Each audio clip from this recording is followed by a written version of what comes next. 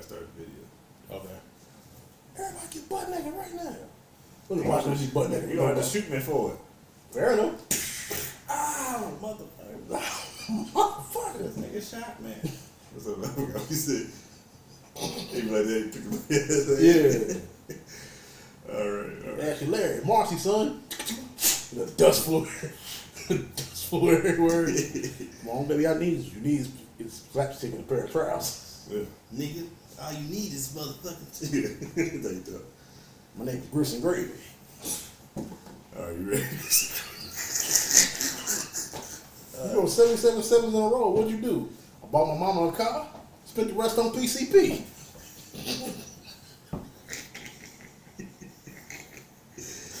You goddamn devil. You goddamn devil. I found your lightsaber. What? If I find you looking through my stuff, I'm gonna beat you in your ass. Let y'all know something. White people don't use washcloth. Yeah, I'm just wash my face and my feet. There's one thing soap with our pubic hairs. I'm supposed to wash my face and my feet. Oh, man, that's class. All right, we gotta start. We're like, that's a minute of us fucking vamping. All right, ready? That's pregame shit. Yeah. All right, make sure you look at the camera and shit. Right.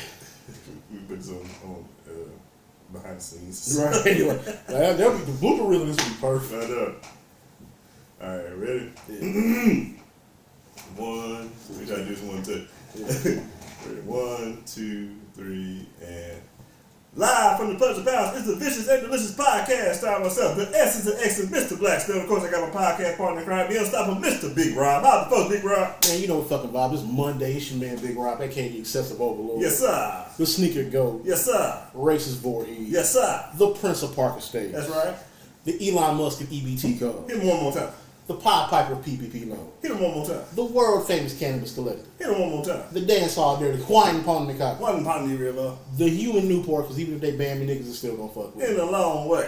And last, and certainly not least, Reverend Jackson, because I produced something for the paper like a Creflo dollar. Creflo Dollar. That's right, y'all. We up in this thing. This is this podcast, season 4, Getting you on a week episode 2, man. Starting your week off right. Happy Mother's Day to everybody.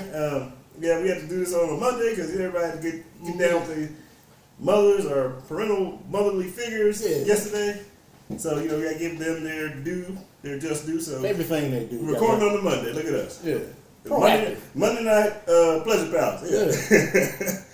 Stop back, man. That's right. Please don't. Man, hope y'all having a good, had a good weekend, and hopefully this week will be good for you too. We're gonna set y'all right with a new episode of the podcast, so y'all doing great already. See? Yeah. But anyway, in the meantime, in between time, we'll go ahead and jump into that weekly wrap up. Let's go ahead and get everybody kind of caught up on what we've been up to the last week and a half or so. All right. Go ahead and take it ahead, Big Rob. All right. First of all, happy Mother's Day to everybody out there. Yes. I didn't actually see my mother yesterday. She was busy, doing Catholic stuff. Shout out to Miss Usually just going to church and getting free food. There you go. But I did talk to her. She seemed to be doing all right.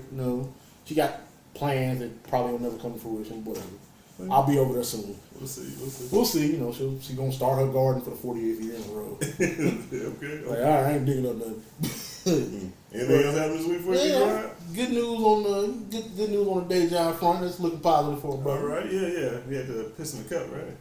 Yeah, that's always fun. Yeah, but that's always a good sign. I mean, if they want you to do that, it means you're on the way to possibly getting hired. So Right.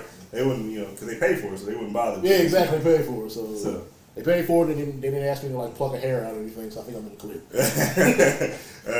Hopefully they don't listen. All right. Mr. Jackson, could you damn? Maybe he's doing a follicle tip. Yeah. Hey, John, I'm borrowing your hair. Just give one of your hair. That's what your brother's for. Yeah, exactly. Shoot, my week's been good, man. Just started, started going to therapy. Mental health is important. Mental health is important. Huge advocate. Both, personally been to therapy myself just this year, so yeah. It's been a life changer for you, man. So yeah, I'm trying to learn. We're pro mental health on the Business Podcast. Healthy coping skills. Yeah. Things like that, and how to, what do they say, properly manage emotions. Yeah, I feel like if Donnell and Damon were here, they had like the proper. Yeah, we need the chief wellness officer. Shout out to Martin, man. There we go. That's a good one. Chief wellness officer. That's his official. His official title. Yeah, official title. See, I'm not the only one with AKAs around here. Right. But yeah, so we started that. Actually, the first sentence it wasn't too in depth, but right. As time goes on, you can't be. I can't be talking about be better you, be better this. I've been trying to do without doing it myself. So there you go. Right. Starts in your own back. Right. Exactly. You can't be broken and trying to tell other people how to fix yourself. Right. Boom, boom. My Mother's Day actually really wasn't anything to do as far as my mom was concerned. She, her and her other relatives went on a cruise to I want to say the Caribbean area. Like Turks and Caicos? Not that far. I forgot which little spots they hit, but it was like a tropical cruise. Yeah, I don't know how cruises work. I've never been on one. Just because I have to think about boats. But I'm thinking about it now. It might be kind of fun. But think about it. Vicious List on a boat. Vicious List Puzzle Palace Cruise. Yeah, like the Tom Joyner kind of thing. Yeah, exactly. I'm sure New Edition won't mind doing the concert. Right, we get big enough. We can do like a little boat thing. Yeah, that'd be dope. Ralph Tresvant wondering why do you always want to be on the song? We can get Bobby and get him a ventilator. Make sure y'all shout out to Bobby. Yeah. But no, I just did like some stuff for my wife and everything. Got her, a car present. And then, we did like a little seafood boil yesterday, which was cool. Show your appreciation. Yeah, guys, thank you, baby, love you, all that good stuff. We know she's listening, so you know. Yeah, gotta do something, gotta get the wheels turning. You know what I'm saying? Right. Anyway. Let's move on to, man, we haven't heard enough about our lives. Let's get to these celebrities and pseudo-celebrities and everybody else and what's going on with them. So let's go ahead and get into them hot topics, baby. Let's go. First thing we got to talk about, and of course, all social media and all the podcasts and everything, news, media outlets talking about it. These are all urban ones, I would say. Are talking about the death of Kevin Samuels, who we're all going to call it a possible heart attack at this point. And, the first season of the show, we actually did kind of speak on Mr. Samuels and, his outlook on things and then, his platform and him and another guy, but we're not talking about him either right now. Right. But, yeah, so over the weekend, over the week, Kevin Samuels passed away.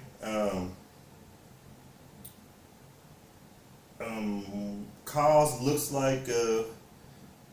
either a heart condition or a heart attack or something like that. It's heart stop.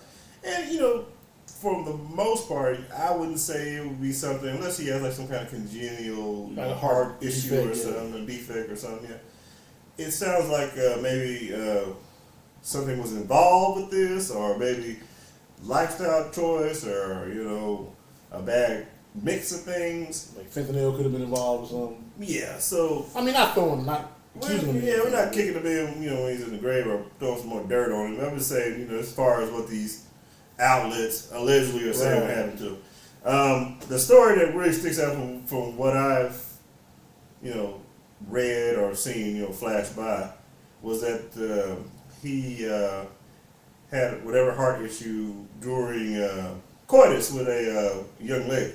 Man, if you're going to go. If you need to Google coitus, pause right now and come back. Yeah, we'll give yeah, so... We're back. Right. So you figured out what it was. Good for you. So you learned. Yeah. But, so, guess from, the hearsay or whatever, allegedly he was engaging in activities with the young lady, and from people are speculating it could have been caused by a mix of Viagra or Cialis, or one of those help you pills. Gas station pills. Right. Well, I even know the blue chews. The blue chews and stuff like that. But they said it might have been a mix between that and I heard maybe Red Bulls, because allegedly he was drunk Red Bulls fairly regular. Right. He kind of powered through them. So maybe the mix between the stimulant and the other stimulant may have, been too much for his heart to imagine. Right. But the strenuous activity he allegedly was, doing at the time. Right. We don't know. And I'm known as I have a background as a detective, as everybody knows. Right. But I didn't do my due diligence on what positions were used, so don't ask. Right. We don't know all that. But you know, he seems like a selfish man, so it's probably like yeah. It's okay. That was kind of some shade. No, that's a little shady. That was a little shady. I mean, as we'll get into in a few minutes, he wasn't free of criticism. Yeah, he wasn't. I mean, he wasn't on our people to meet. No, and if he was people to meet, it'd be our people we agree with. Yeah, like he went to our high school years before we did, obviously. But Yeah. he definitely wasn't on our favorite alumni. And we're gonna kind of get on that. And like I said, this is like our opinion, and if you're taken back by what we say about Kevin Samuels in this particular instance, that's fine. Just make sure that you comment and catch the next show to see if he says anything about him then, and the show after that, and the show after that. Yeah, just make sure. We want to keep our haters entertained, and make sure y'all know our schedule. So we usually just once a week. So y'all make sure y'all catch it. Yeah. But. And you know what them 6 initials mean, dog. Right, but oh shit. Okay, but yeah. Anyway, let's talk about since he's unfortunately he has passed away. But, we would never be happy with anybody. Right. Unless he was just the most like a Hitler kind of person. Yeah. We would never we would never celebrate somebody's death unless they're just a super terrible person. Right. I mean, some people don't get me wrong. He wasn't everybody's favorite person. No. Women, some men, like I said, we weren't a big fan of him either, but there's a lot worse out in the world than a guy who with a YouTube page is really popular. There are worse people on YouTube. Or Facebook, whatever. Yeah, well, yeah, exactly. But BDP. Big Rob, what do you think about the what's this called, the legacy of Kevin Samuels? Legacy in quotation. Right. No, like his I said, impact or whatever, or his life's work, or whatever. His mark on the world. Yeah, there you go. Yeah, like I said, I'm not here to make fun of a dead person or celebrate his death or anything like that. I said it earlier. But at the same time, I wasn't a follower, and I gotta be honest, people who were ardent Kevin Samuels followers kind of always got the side eye from me. Yeah, they kind of fit in the category. Yeah, because it always kind of felt like he was touching on nerves. It definitely led towards the misogyny side of even just male, female, man, woman, whatever you want to say, relations. Especially with black people. Especially with black people. Which that relationship is not very good to start with. Yeah, and all his most ardent followers just seem to always love the woman bashing aspect of it. Yeah. And to be fair, I know there were parts in his career, segments where he did, hold men accountable too. Yeah. And I'm not trying to say that he didn't, but he blew up and became viral off of basically telling middle-aged women they ain't shit. And it made a bunch of dudes who either been rejected by these women or don't have the highest opinion of women, period. It gave them a voice. Like I said, he kind of gave voice to the black incels of the world. And the I don't understand why black girls don't like me type. You know what I mean? Yeah. Don't like me because I'm not a thug. It got nothing to do with you smelling like ass crack sweat. It's because you're not a thug. And that's why they don't like it. He gave voice to people like that. Now, of course, I know a lot of his followers personally. They're not all like that, obviously. Nothing is monolithic. But, sure. But seemingly his biggest supporters and people that tend to be most upset at a lot of women kind of being like, how high that you get, tend to be those types. Yeah. And even the women who celebrate him being dead, I get it. He talks. He made a living on talking shit about black women. I told him. I think the term "off the backs." Yeah. Kind of. Yeah, exactly. And it's at the same time like I don't really justify it, but I get why you do it. If that makes sense. Yeah, I mean, man. Oh, please. For me, I would stick Kevin Samuels in the same boat as like a Wendy Williams kind of person or a sensationalism kind of thing. Right. He knew exactly. I mean, even if it was his feelings on things, he knew exactly what to say, how to say it, and how to. I mean, it's really sensationalized, most things he said. He knew putting women on his live and arguing with them and kind of berating or anybody. He did with males too. They called in or did video chats with them, whatever. He knew that would, for work. Yeah. Because people, I mean, let's be honest, people like that kind of entertainment. Yeah, we like to tear each other down. Yeah, people like to watch that.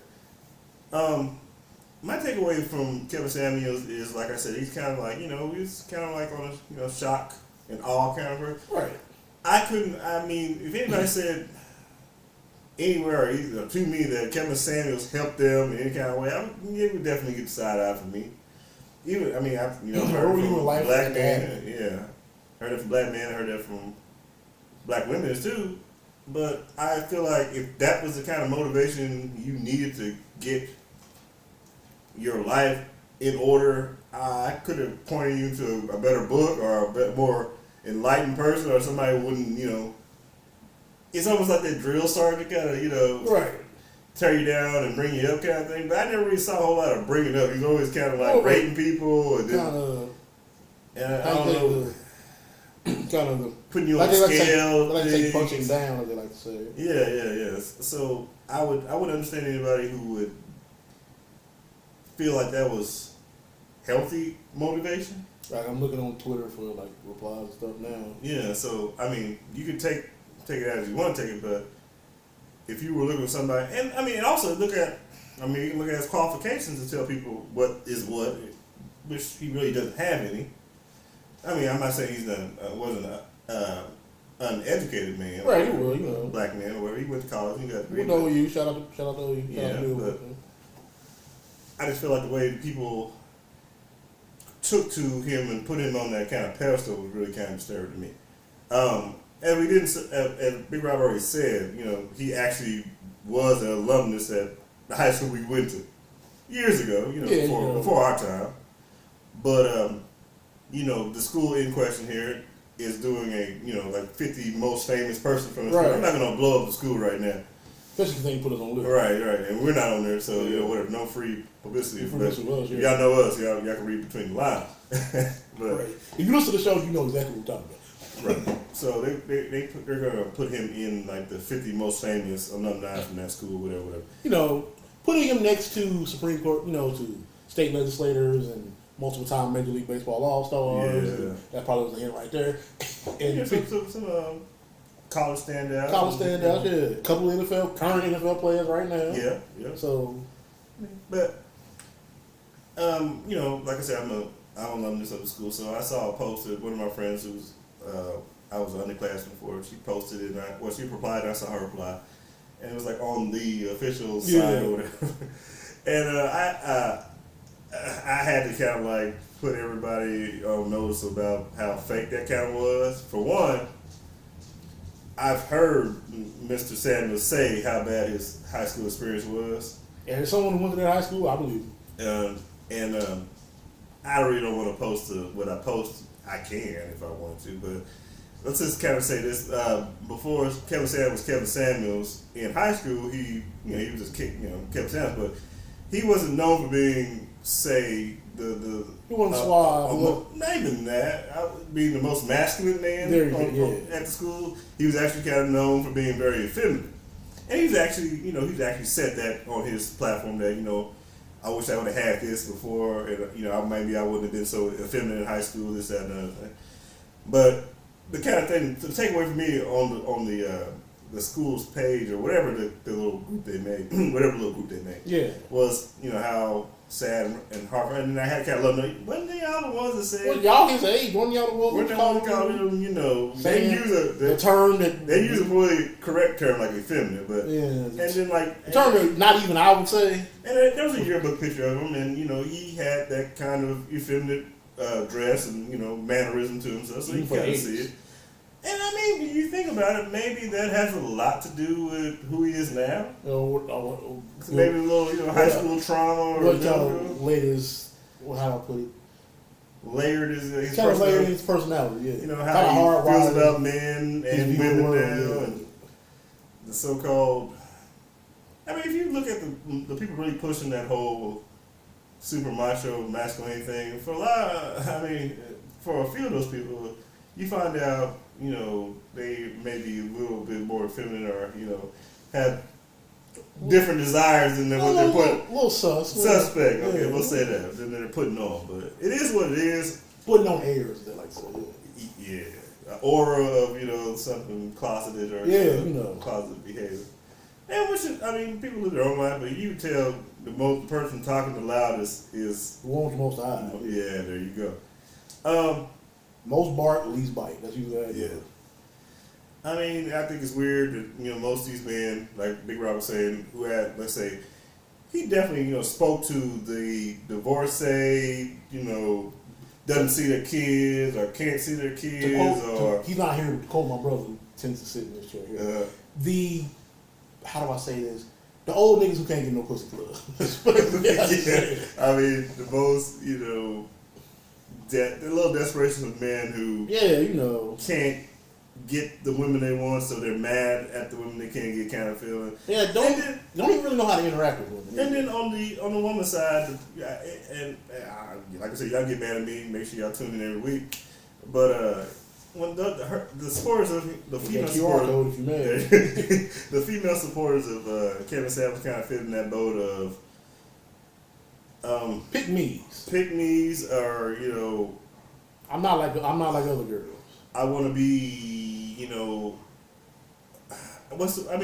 nothing wrong having a high, self-esteem being super high, but more of the super superficial kind of thing, or, you need to quote him, the high value women kind of thing, or, which is not necessarily a bad thing, but the toxic version of that, I would say. And then, also, another person can't determine the volume of your value.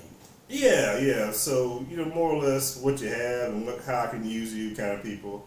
And then, more or less the superficial side of social media, those kind of people where you got to have this and that to really meet, to recognize you kind of, women, that sort of thing.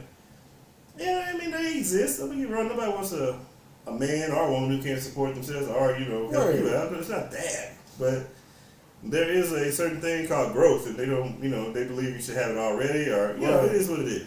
There's different levels and different ways. No matter how old you get, you're always in progress. You're not a ready-made adult. And then on the other side, you just have women who have a very low self-worth of themselves. Right. Besides how they look at it and how they dress. And that comes from that can be from trauma or some other thing. I mean, they probably dated dudes like Kevin Samuels that put a rating on their whole life, and they always wanted to be that quote-unquote 10. Right. That's basically how far their self-worth is, it really correlated with other people's opinion of them. Which is, it's a terrible way to think. It's unfortunate to be totally honest. Very unfortunate. But, it is what it is. The man passed away. Sooner or later we're going to figure out total cause of death. Maybe, if they do release a toxicology or so, or, autopsy. For the sake of his family, shit. Yeah, I think so. But, for me, I think his legacy will always be kind of a negative thing, kind of just pushing all the wrong things to kind of correlate to any relationship, black, white, or whoever.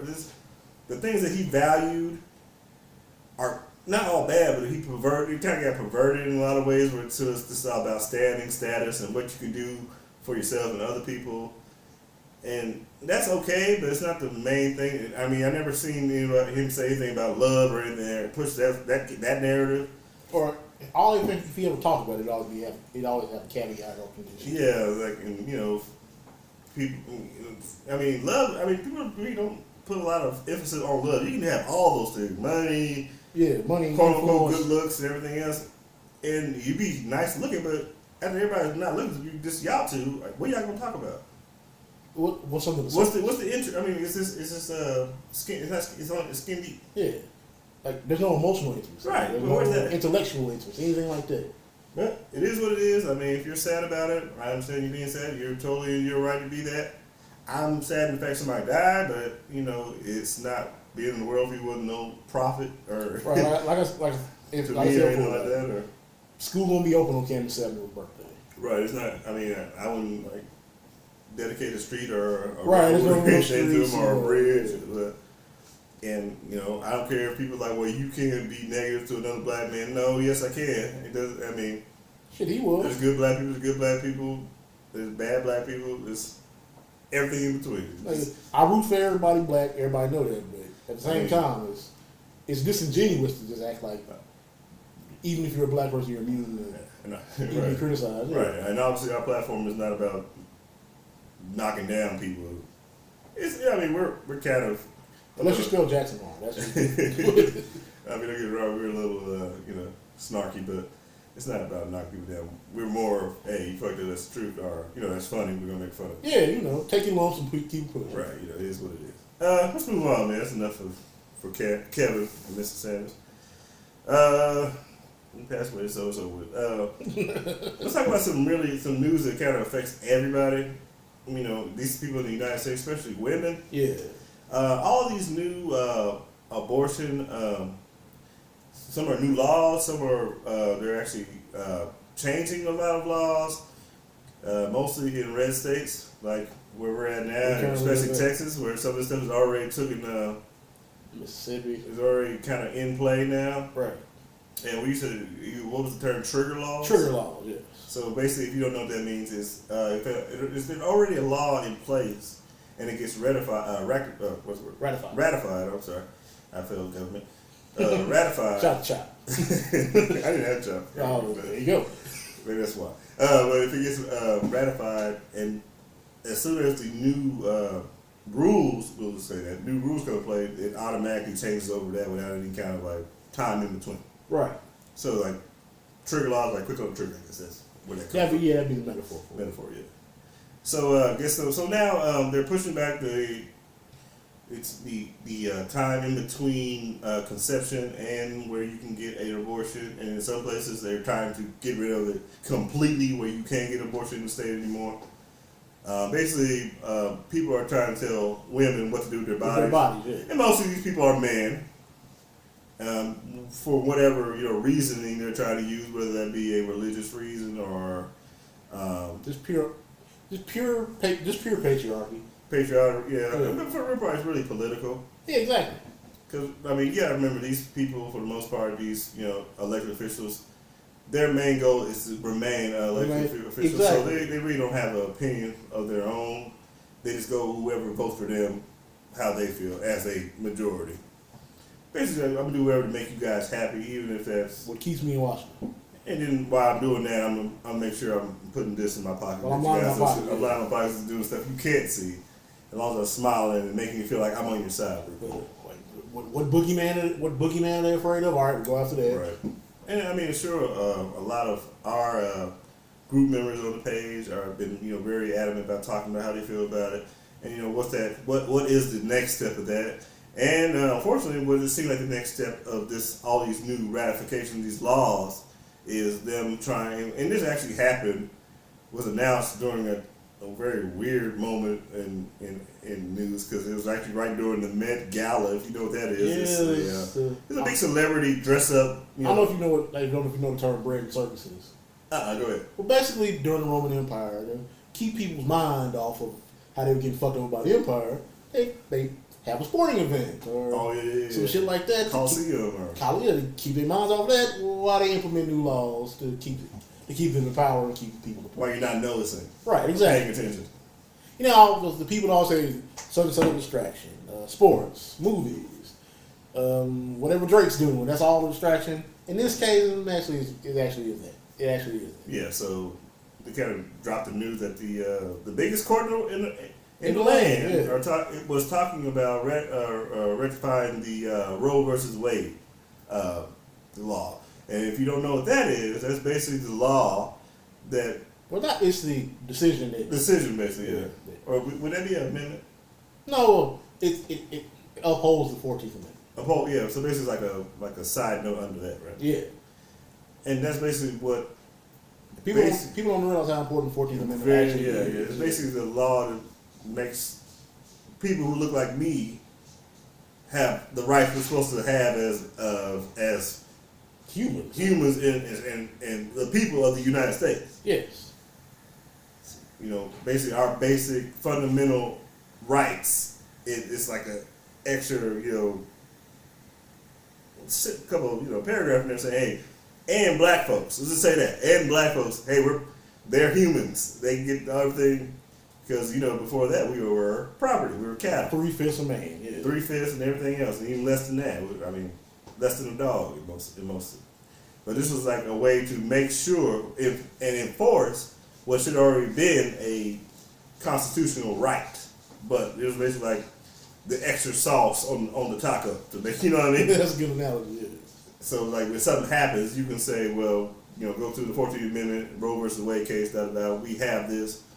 It's basically something we can stand on, saying like you have to treat us this way when you don't, and you already know we don't a lot of times. So this is something they took away a way to enforce something we should automatically get. And then like after that, what's next? Like they're already taking or preventing laws for people with different lifestyles and different lifestyle choices. They got a different fight that they will fight that way. Yeah, We've been fighting pro-choice debate for 50 years. Right. So they're going like almost like the sister band going after all minorities. Right. And like I just read. I mean, they've been doing that for a while, but it's getting more clear and clear as time moves on. Actually read that what makes it even like weirder to me is that the people that are on the pro-life side, which is a misnomer anyway, because the minute that fetus becomes a person, they don't give a fuck about it anymore. Right. Put it in adoption. Exactly. I don't want to adopt. But like we learned from Summer in season 1, adoption is kind of like puppy mills for humans. It really is to keep it in. But it's something. Yeah. Is that a lot of these people, and I say a lot of these people, I mean the Ben Shapiro's and the far right kind of nuts of the world, are more upset that the decision got leaked instead of really celebrating that they basically gotten their way. They want to act like the Supreme Court is this, how do I say it, corrupt. No, not even corrupt. It's this it's this right wing. It's this sacred entity that should be protected, and having it be leaked to the media is sacrilege. When it's like, really, the media's job is to keep people informed. Yeah. So and to keep institutions like that in check. Should yeah. So they did their job. Yeah, they did. So like one staffer who clerks one of the justices week. We don't know who. But whoever you are, you're likely a hero. You're a hero, and what happens to whistleblowers. Yeah, you know what happens to whistleblowers. So hopefully you'll never find out who you are. Yeah, keep it on low. But it's like, because had it been the other way around, and it'd been like, had the Supreme Court decided that minimum wage should be $37 an hour for everybody, and that got leaked, they would be on the other side of that, talking about how this is an outrage and yada yada yada. The Supreme Court needs to be more transparent and all that bullshit. So it's really just they have to figure out a way to keep the culture war thing going. They keep us in the dark. They keep us in the dark. Exactly. And I think we should put a spotlight on this: the fact that Clarence Thomas is still a Supreme Court judge, and the fact that this came across the table, and he looked like this. He's still this. Not a big fan of it. Obviously not. But that came across the table, and we know what he was more upset about the fact that leaked than the fact that it came across the table. Yeah, the Supreme Court's being bullied. His direct quote. He had direct quote. We all know. Unless I would point you towards, some nice newsletters and articles about the man. If you're not sure on, give him how old you are, right? Yeah, because he's had that position for like almost 40 years or something, right? He got confirmed like 1991. So 30 years at this point. 30, almost. Yeah. Anyway, if you look him up, he's obviously he looks like us, but he is definitely not for us. He's more skin folk than kin folk. There you go. But the fact that he's more upset at the fact that the Supreme Court has been the decision or the option of reversing the Roe versus Wade has been even leaked, and and he's basically on their side, but he looks like us. But the only reason that he's in the position he's in is because of Roe versus Wade. Does he not notice that? I mean, is he that blind and knows, hey? Don't forget he's anti-affirmative action despite that's how he got his job. It's like walking through an open door and then closing it to make sure nobody else can. At this point, there's what? Was it 5 people of color on the Supreme Court list, but only 2 are black now. 2. Sonia Sotomayor, Auntie Carter Jackson, claimed that for 3. And the new lady.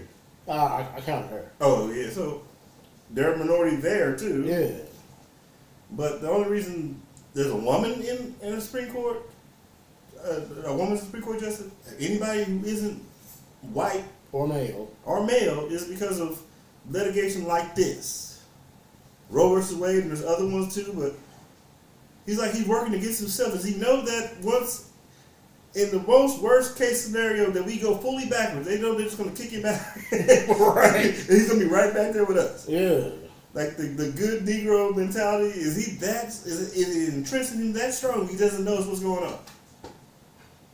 I mean, we can go really far. I don't know a whole tangent about how his wife is in a cult, but that's a whole other story. Okay, well, that's another thing you guys got to look forward to. And then, after that, what's next? I mean, what are they going for? The next thing you know, they're going to be separating schools again. Then they're going to be doing this, and they're going to be doing that.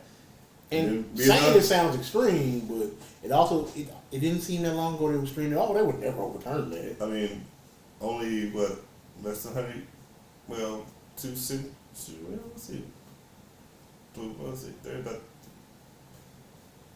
I would say like 400 years ago, 400 or 500 years ago, they had a whole civil war about this kind of stuff. Yeah, 200 years ago. 200? Okay, yeah. That's how far back it goes. Wait a minute, not even 200. It's not about 140 years. The whole country went to war about things like this. Over this very subject. And we're going back. We're that far in. Oh God, I said 500 years. Yeah. And we're moving that far back. Like I said, I don't know history either. Obviously, we're moving that far back. We're not progressing. And if we do progress, there's very little bitty things that can change with the next whoever gets in office next. They can change, but we're going further back than we're going forward. For fuck what everybody's saying, we're going backwards. And all it's going to do is divide people more. There's going to be even so-called good white folks and so-called good black folks are going to have to start, wondering like how far this is going to go. Are you going to support me? Am I going to support you? Can we still be friends? Stupid shit like that. But we should have to deal with the aliens are never going to come to the earth because we can't even get this shit together. Right. He's like, this ain't believe in aliens. I'm just saying. But we can say it's a joke. But that's why we can't have nice things. We can't have nice things here in America. So I know. I mean, what's up, Canada? We good? And even not to mention Canada, like Mexico's pretty dope. Right. The certain parts, anywhere from. I don't think there needs to be a wall, so you ain't got to fuck. Right now, yeah. Come on in. But to even go if abortion is banned, it doesn't it affects poor people more. Yeah. Because those are the people that are generally lives are even more hampered by unwanted pregnancies. If you're, barely holding on and you already got a couple kids, being pregnant. The pull-out game is terrible. Yeah. Being pregnant again when you in a country where inflation rates are rising and the wages have not moved in almost 20 years. Look at the stock market, bro. You don't need a baby. Now of course you don't want to have a baby. You got money. You can just go to a state that's sensible and be like, all right, let me get the pill. But think about people where we live, where our state has those laws in the books. Man. All of our neighboring states have those laws in the books. And, plane tickets aren't cheap.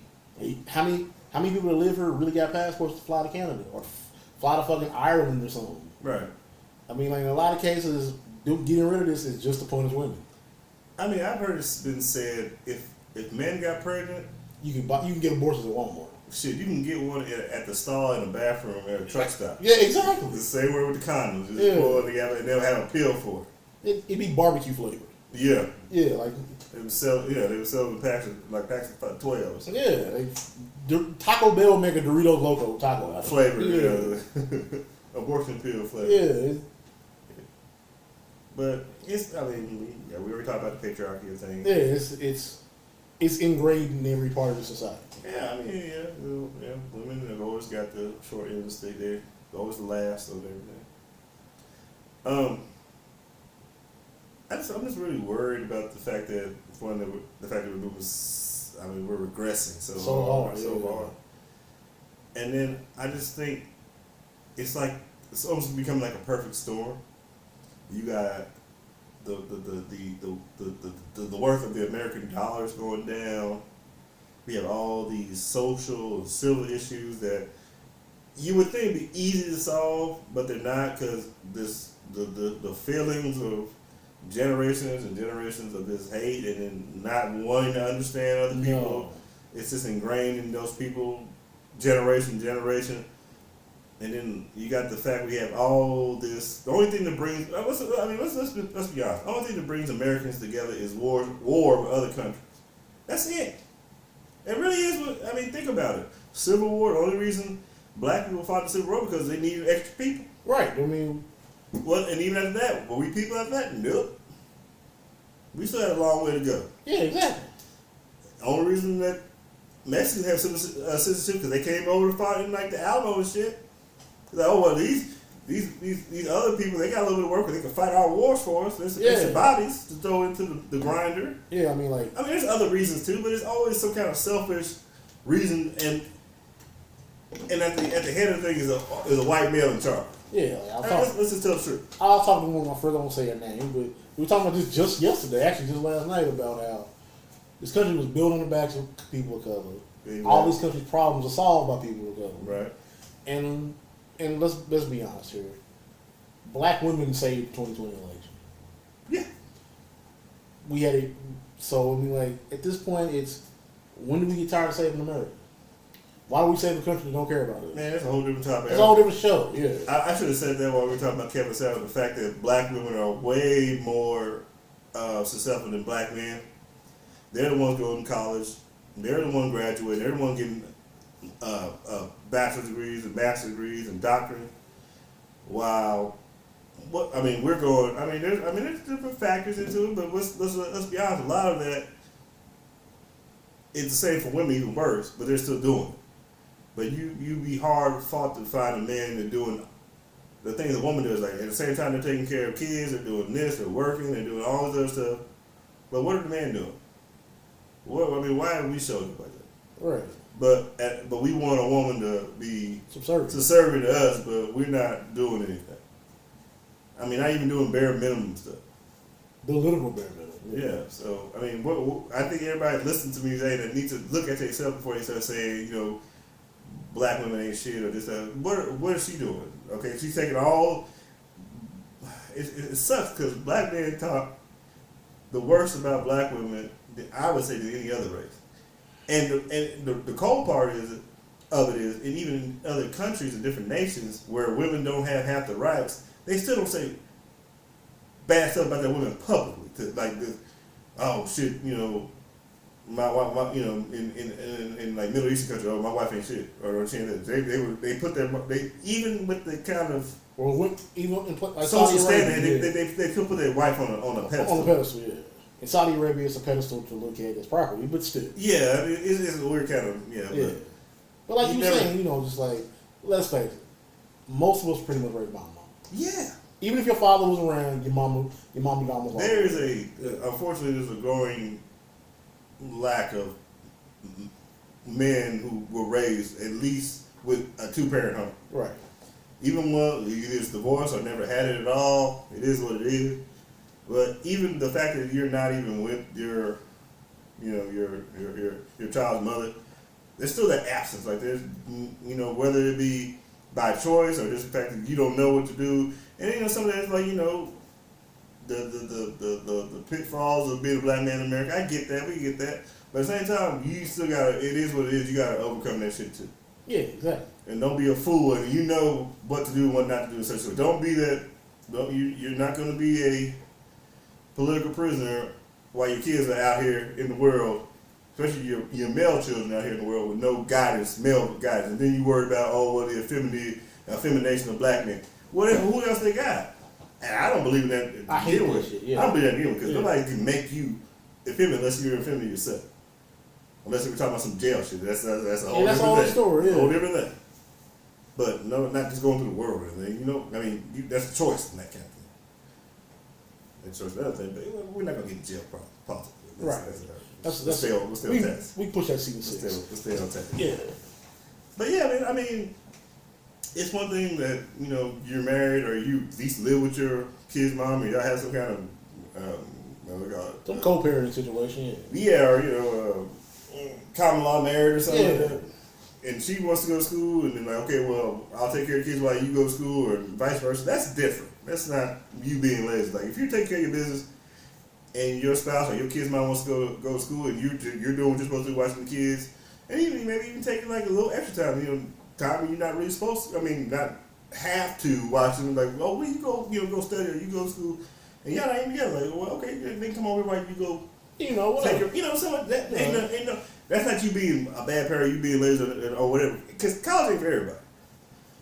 That can be you as a man just going to get a trade or drive a bus or that's money in that too, or be a licensed plumber, electrician, CDLs, whatever. Like I'm talking about men who don't do anything or the bare minimum, or like they are my age. And I'm not gonna tell you my age for who knows, but they don't have a job or don't want to get a job or not trying to get a job or keep selling for the bare minimum kind of stuff.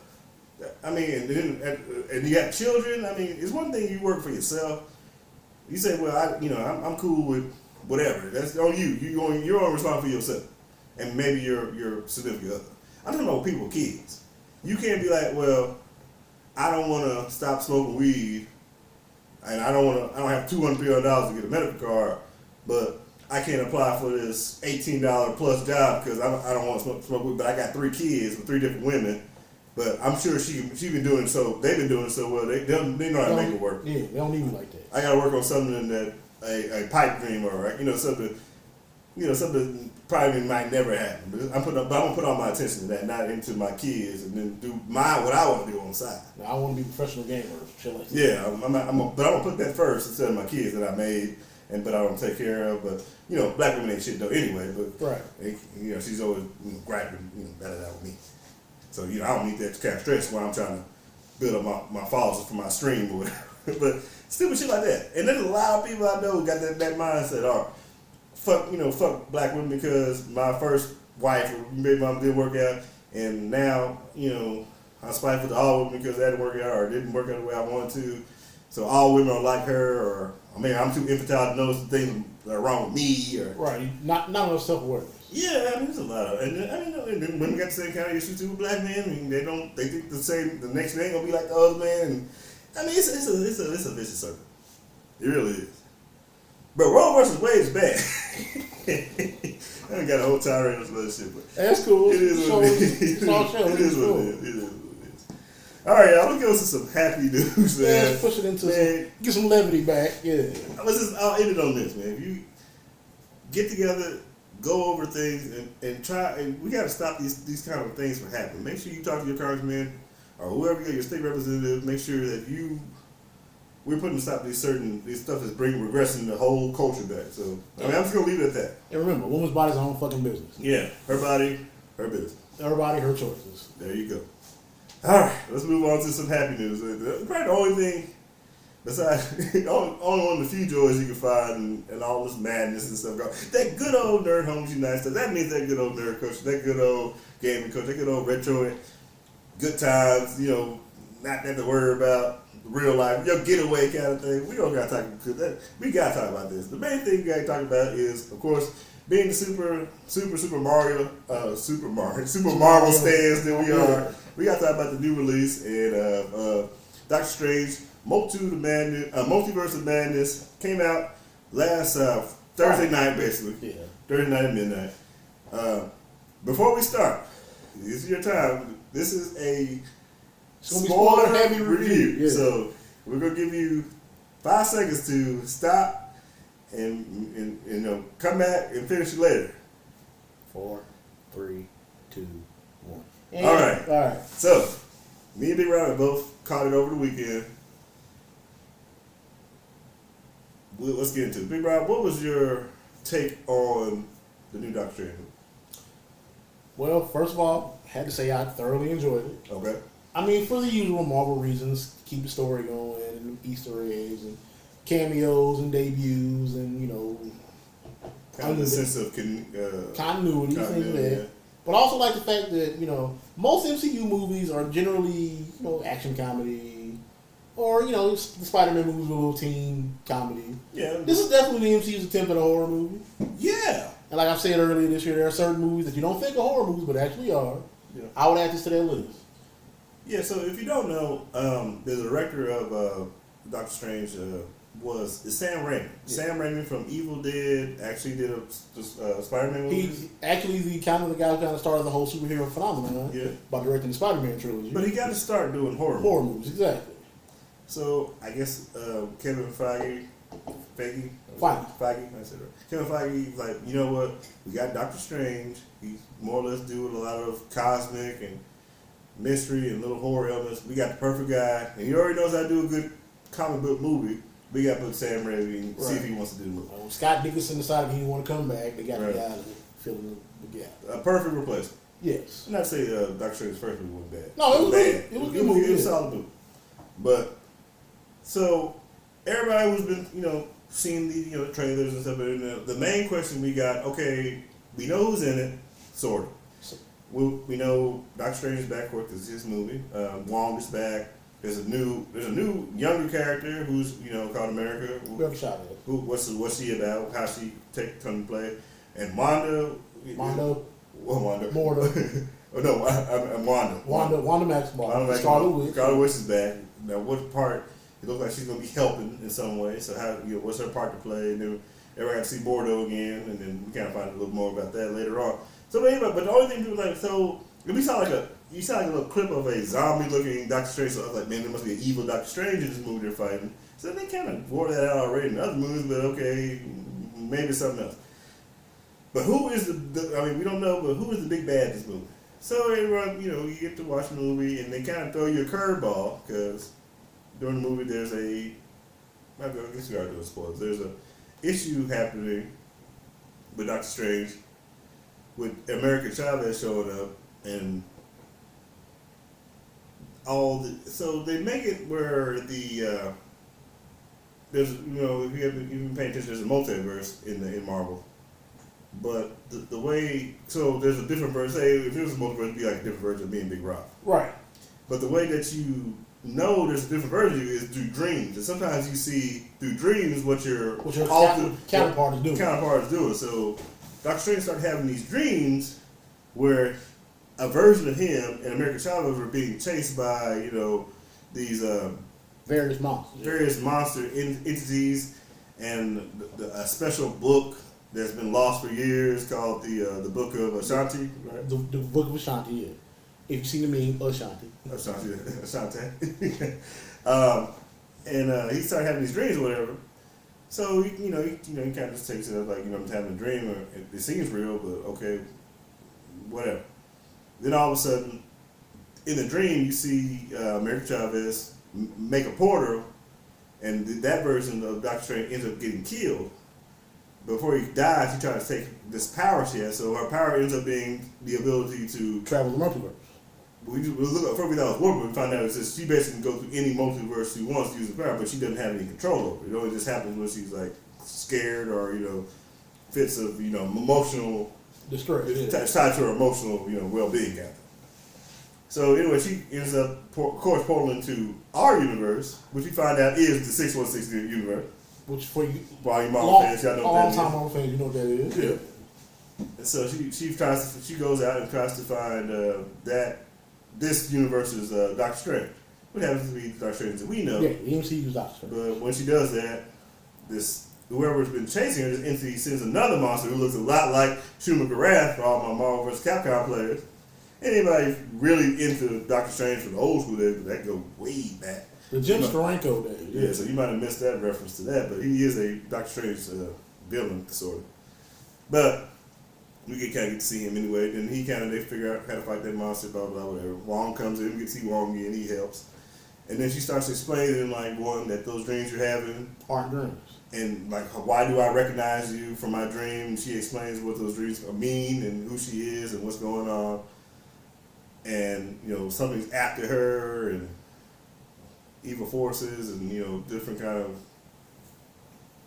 dark forces that maybe might be beyond his control. Because you got to remember, Doctor Strange is not the Sorcerer Supreme anymore. That actually, since he got snapped, Wong still did. He never gave the title, released the title, or asked for it back. He probably could if he wanted to. But yeah. Wong is still technically the Sorcerer Supreme.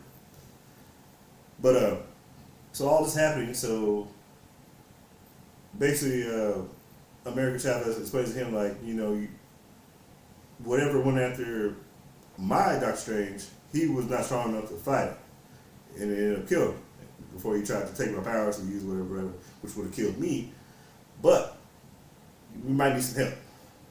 So Doctor Strange, being a rational person, thinks, okay, who could help me in a magical situation that I know? Right. Couldn't be Ant-Man, couldn't be Spider-Man, couldn't be You know, Falcon or Winter Soldier. Who's another magical user? The only other magical user on the Avengers, or even on Earth, basically associated with Marvel, who is is not a bad guy, is Wanda Maximoff, the Scarlet Witch. And if you watch the WandaVision, you know what happened at the end of that when she actually became the actual Scarlet Witch, and the whole she had the crazy dark Darkhold, which is some kind of magical book that runs in Scarlet Witch ancestry or something like that. So he goes to her, and she's sounds like she's willing to help, but we kind of find out rather quickly. And she kind of plays. She tips her ace a little too quick. Yeah, she kind of plays she plays her cards too quickly. That the person who's actually been going after America in all these multiverses is actually Wanda Maximoff, or Scarlet Witch.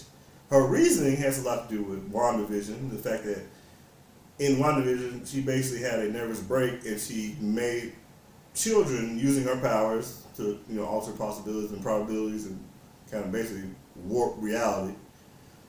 And she kind of, you watch her channel, made her own kind of network, 50s television show. Yeah, she made her own television made her own life kind of thing. Yeah. But it affected everybody in that little area. Westview areas. So anyway, all that, you have to go back and catch everything a little bit because we'll be going backwards there. Say about that. But she's been trying to get a hold of America because she wants to find she's been going through these multiverses and finding, besides, she's the only multiverse version of Wanda who doesn't have the two kids that she made. The same kids she made, exactly the same in Wandaverse. In every other universe that she's seen, they exist naturally. They're not, figments of her powers or anything like that. So in her mind, and then also the fact that she got the book at the end of the show, and it's kind of corrupted her also. Right. She figures start turning black. Yeah, she figures the only way that she can make that a reality is if she gets America Chavez and steals her power, which will kill her, and uses that to get to this other universes where she has her two children, and she's just going to replace the Wanda who lives there, basically kill her off too. Yes. So that's when the problem happened, because she first hey, Dr. Strange, just give me America, and you want to worry about me anymore. I'm going to go to this multiverse and this new world and have my kids and everything's going to be hunky-dory. And he's like, Mon, I can't do that. I can't allow you to kill America, and also I can't allow you to steal the children from wherever, universe goes to. Yeah. And that's when the conflict happens. Big Rock, go ahead and you can take over the second half. All right, so at this point, Wanda decides to go full-on, y'all thought Thanos was bad, wait till they get along with me. Right. And she openly attacks Comertage, which is the sanctum of the Sorcerer Supreme. Yeah. All right, where all the sorcerers was converted. Trained and, you get all the, magic users and stuff. Yeah, she takes it over, actually. She takes, by corrupting at least one sorcerer and taking it over and kidnapping Wong. So, we finally figured out, what they said back in the Infinity Saga or whatever, if, Wanda probably could have took out Thanos by herself. She could have, yeah.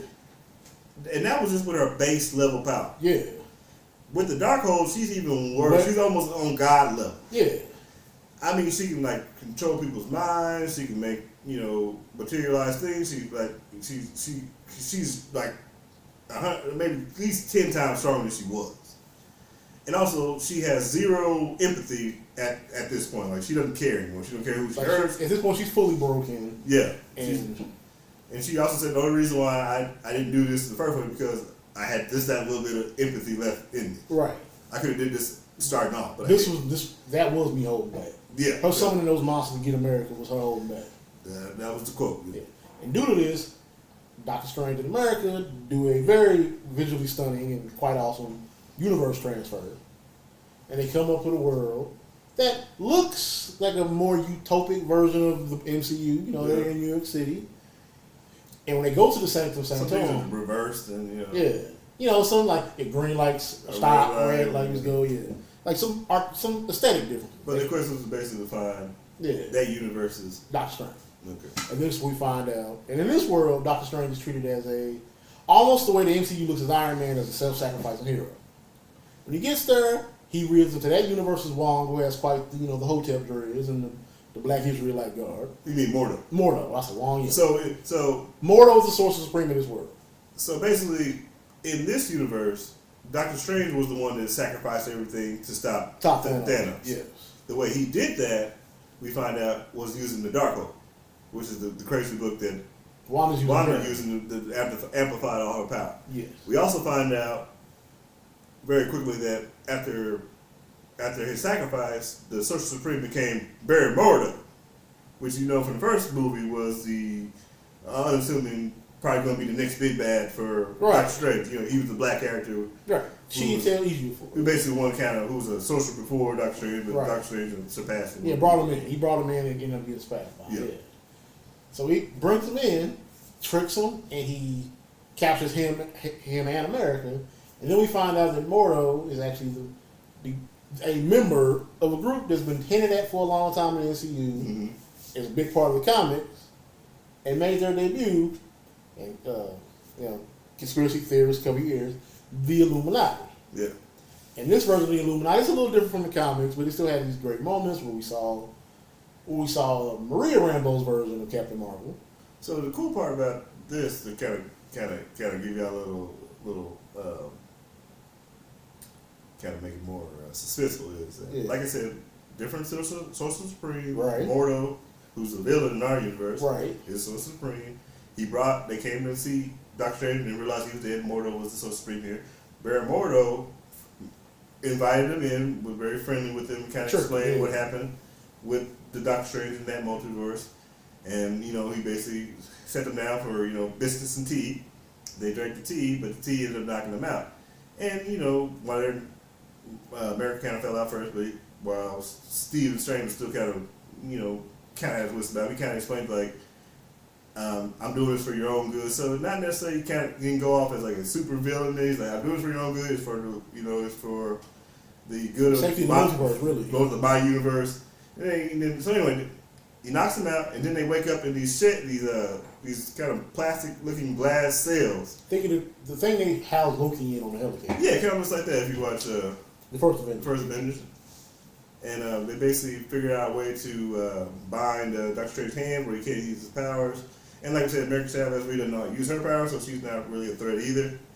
And so Mordo comes in and starts talking to, well, actually, that version of Stephen Strange, what's called her love interest was there. Christine Palmer. Kind of skipped over that part too. Yeah. But we didn't even talk about the wedding he went to. Yeah, we had at least some stuff out of it. Okay. Got to get to see the movie here. And then we kind of find out that she was the one that created the restraints. Right.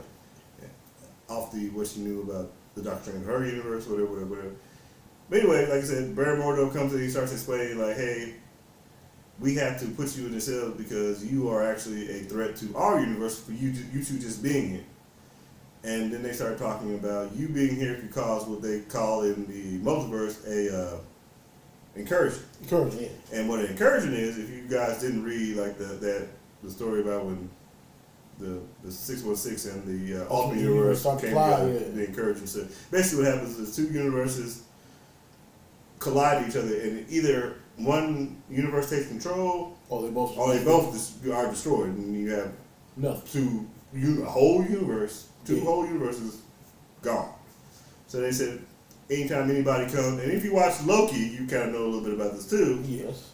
If you took time to watch that, you kind of know this stuff can really happen.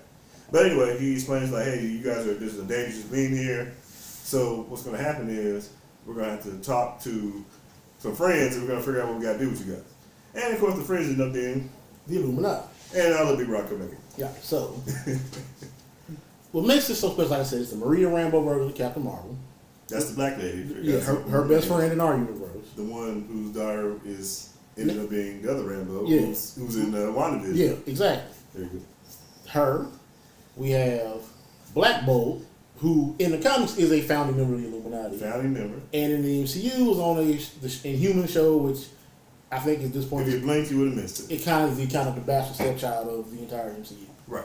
But it was played by the same actor. Same guy. Yeah, so he got to prove himself. So he finally got a real decent interpretation. Right. Now, if you watch What If, Another member would be Captain Peggy Carter, who, in What If, was the person who took the super soldier serum because Steve Rogers got hurt. That's why you gotta watch all that Disney stuff. Yeah, so and it's the same lady. Yes, and it's Haley Atwell. And you watch what happened, and you find out, you can pretty much realize how she got there. Yeah. And that's not her universe either. Right. Which is really wonder why that didn't cause the incursion. But anyway. Yeah, good point. Yeah. And then for me, this is the most exciting part. They introduced 2 other members, and since the Fox and Disney merger finally happened a couple years ago, people we've been waiting on for a long time. And how they gonna join the MCU? How's it gonna happen? Right. And he introduces them as the world's smartest man, Reed Richards of the Fantastic Four, played by John Krasinski, a longtime fan cast. Shout out to Jim from The Office. Right. Woo!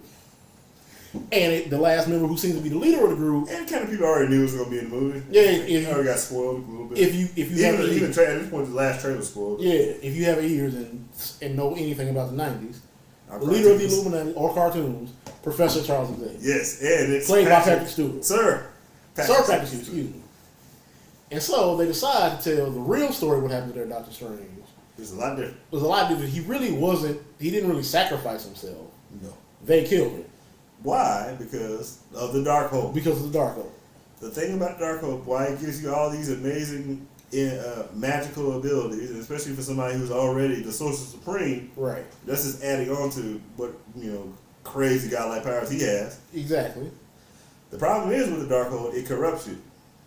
As we see what's happening either very fast or very slowly. As we see what's happening in Wanda. We don't know how much distance has been between Wanda sooner or later it's going to get you. It's going to basically take the good side of you, and basically it'll be a good side of you, the bad side. The bad side will eventually bury the good side of you. You'll still look the same. You'll still think you're the same person, but really it's the Darkhold taking control of it. So instead of like I said, different universe. There's no Tony Stark. As far as we know, there's no Iron Man. So in this case, it was the Darkhold power instead of them getting the Infinity Stones. The Infinity Stones from different times and stuff like that. Bring together. They used the Darkhold to find the book of what was it called? The book of Ashanti, which the power of that is basically it's really actually the opposite of what the it's the positive energy. Yeah, it's a good side and bad side, basically. But what the power of that is. It gives the magic using anything it needs to solve the problem they have. So, when they got the book, it's the ultimate MacGuffin. Yeah, MacGuffin. There you go. So, the problem was Thanos with the book. They found a way to kill Thanos. Now, the problem is they needed the Darkhold to find the book, and once you got the Darkhold in you, you can't just put it down. Right. At least he couldn't. He wasn't strong enough. So, he eventually was like, okay, well. Now that you have this power, you're even more of a problem because I believe he had to do the whole kind of walk thing to find it, right? Yeah. So go ahead, do it. Dreamwalking, yeah. Dreamwalking. All right, so they do that, and our Doctor Strange is trying to warn them that they are in trouble. Right. But due to their history with their Doctor Strange, they don't believe him. And in classic horror movie fashion, the killer shows up. And when it happened, this takes Reed, Captain Marvel, Black Bolt, and Captain Carter to try to confront her. And now you're asking, how did Wanda get from her universe without America Chavez and the multiversal powers she had? Glad you asked that. The Darkhold, one of the powers that is kind of associated with the multiverse is that, say, if I had the book and it corrupted me or I was using the powers, I can use the power of the Darkhold to find whatever universe's version of me, and I can basically jump into their body and control them. Like via, take some concentration, some incantation, stuff like that. It's not necessarily me, kind of like a possession kind of thing. Basically like a shadow walker, like I take control of their body kind of thing. So, that's basically how the Doctor Strange of that multiverse found where the Book of Ashanti was. He had to do that. But once they figured out that Wanda knows how to do that, she found a Wanda in that universe and corrupted her, and then she started going after, Doctor Strange in America trying to find where she's at. And that's when things get pretty bad for the newly found Illuminati. Where if you know anything about Reed Richards, who really is the world's smartest man, And he kind of knew it was going to happen. Yeah, he kind of has a bit of an arrogant streak. Yeah. Not to the way of like Tony Stark or Lex Luthor or anything like that, but he talk about tipping your ace, kind of revealed that Black Bolt, who our Wanda has no idea about, that his power he can. He was the one that killed their Doctor Strange. He killed their Doctor Strange using his power, and the sound of his voice can kill you. Right, and if you don't know who Black Bolt was, or didn't know, one of only an MCU fan through the movies and never watched that Inhuman show. Right, Black Bolt is an Inhuman, which is kind of like a different. They're kind of like the mutants from right, that we know, like Cyclops, Wolverine, right. And then the Inhumans in the MCU get introduced in and shit. Right, but they're more related to like. Almost kind of like the Eternals. The Eternals. They're another product of what do you call the guys? The Kree, actually. The Kree. Well, they actually were humans that were experimenting on. And the Kree were made by the Celestials. Yeah, so it's kind of goes together. But basically, it's like the Kree version of mutants. They basically made their own mutants. Kree version of mutants. They made it humans made them more powerful using a thing called the Terragon Mix, which is mutates people who are susceptible to it or it kills it, basically. Yeah, either turns into stone and breaks you apart, or you get superpowers. Superpowers, yeah. Random superpowers. And Black Bolt is actually the king of the Inhumans. And the Inhumans actually live on the moon. And they live in the blue spot on the moon, yes. The dark side of the moon where you can't see, basically. Anyway, he's the king they of live the on Pink Floyd album. I had to get that out there. So he's the king of the Inhumans. And his power is that one that he has some certain like superhuman strength and durability, which I guess kind of goes into just being a human period. Yeah. He's more strong than regular humans. But he can also like the killer part about him, his power is through his voice. That's why he can't actually go. If like think of Havoc from X-Men, if you know who that is, where he can like super or Black Canary if you watch DC, or Banshee, where he can kind of project their voice and like sign activity. It's kind of like that, but a million times worse. Like his power is so strong that he cannot whisper without causing mass destruction. He has to wear a special pin on his head, and then like he needs his wife, who's a cadet, to speak for him. Yes. Kinetically, or he only speaks through sign. Or he has to do sign language. He cannot talk. He can, but if he does, he'll kill everybody. He's that powerful. Like and his strength is like the power of his voice is enough to knock back the Hulk. That's how strong he is. Exactly. Easily. Especially the Hulk we got in the MCU, you probably waste him. But that's a different stuff. But yeah, that strong. So. Reed lets that cat once Reed, he explained to Doctor Strange that we have to die, and Doctor Strange that over accepted it. So how they killed somebody as powerful as Doctor Strange was somebody even more powerful physically, and that physical aspect was Black Bolt's voice.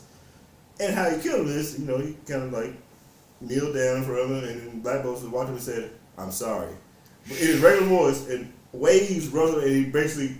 Disintegrated him, yeah.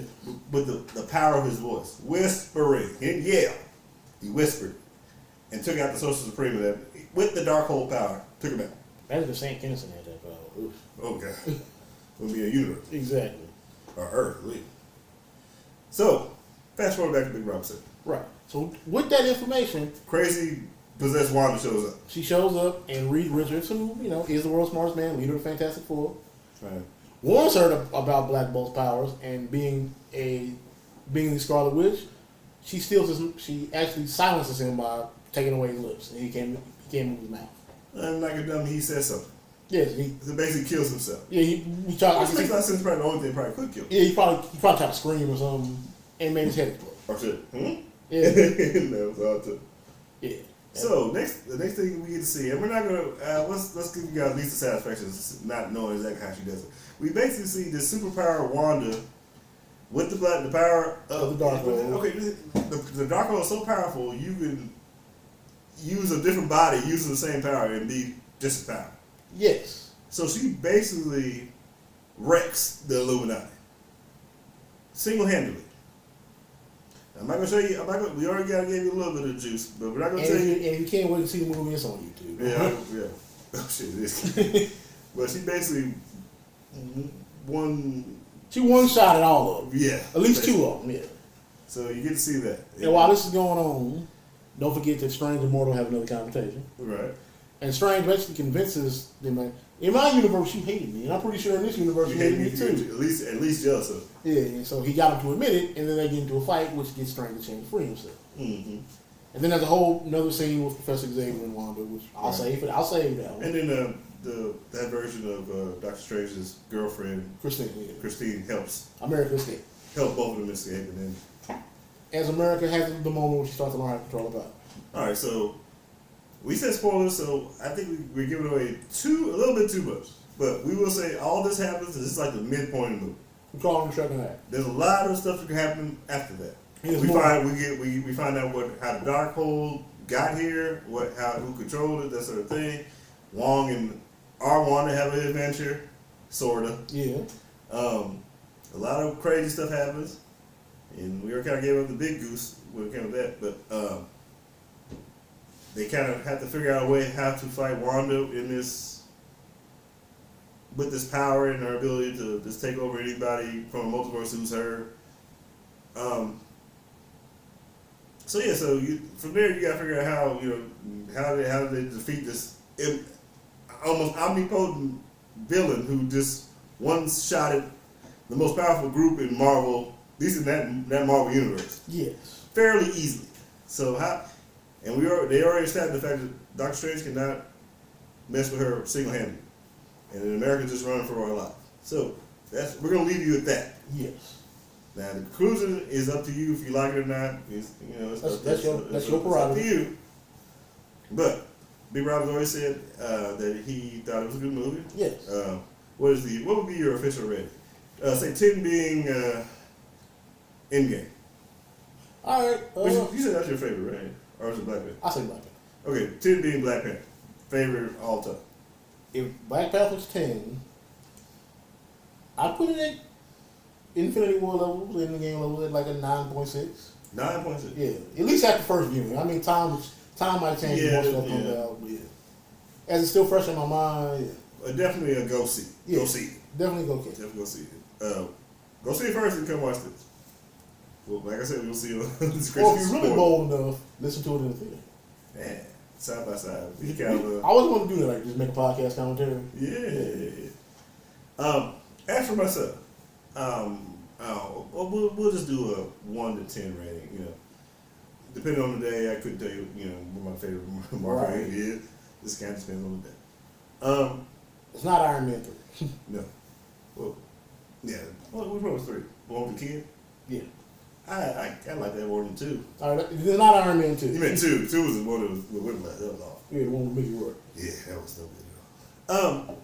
I will give it like a 8.5.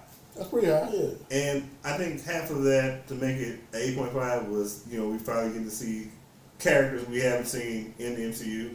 Was a great nerdgasm for anybody watching in theaters. I was very vocal when I first saw it, so yeah, exactly. Couldn't nobody get mad at me for that.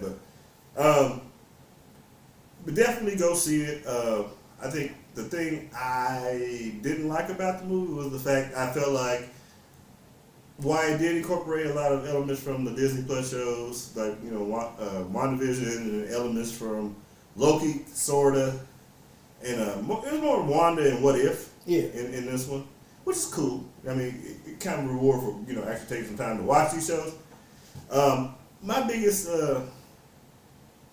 kind of was the fact that even with all these nods to the shows from Disney Plus, it really, for me, really didn't kind of move the story as far as what we're dealing with in this kind of a series of this phase of the MCU.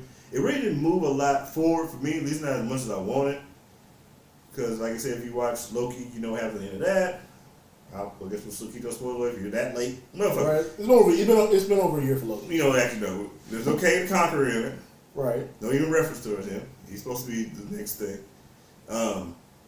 There's no... Well, no direct reference. No direct reference to anything going on with Loki. No reference to anything going on with the Eternals, with the big ass fucking half of a Titan's head, the celestial head poking out the damn ocean. Nobody even mentions that. I'm pretty sure that kind of messes up a lot of people's surfing plans at least. Or did something with the tide. With the tide. You have to redraw maps. Yeah, well, you would think it's like a continental-sized head poking out the Earth now. Yeah. I think it do something with gravity. But no, that's not mentioned at all. So I don't know where that's going to wind up in the continuity of the MCU. Will we get it in Thor? Maybe. Love and Thunder? I don't know. But I didn't like the fact that nothing was said about it or even mentioned. So I mean and then like I said, it didn't feel like it moved anything forward. At least not enough for me. And there is an after credit scene that we won't talk about. There's two. One is important for the future. One is for the future. One is just like, hey, you waited this long. Here's a little something funny for you. You're not missing anything if you miss it. But I would say a little bit after the first part of the credit. Yeah. That's the thing was it. But that really didn't give us a lot of. It's more mystery and more what's going to happen next, and that really give us a lot of no. There's no. I guess with the whole, even with the continuity and with the different phases, I'm always looking for that finality. Right. I know I'm not going to get it in this movie, but at least moving forward. I mean, if you wanted an inch, you got a centimeter in this. Right. And, you know, I get the best analogy I can get. And you would think you get a little bit more with the movie, and then with the whole fact they got multiverse in the title, you would think you get some more of what you've invested in. Right. Watching the Loki show at least.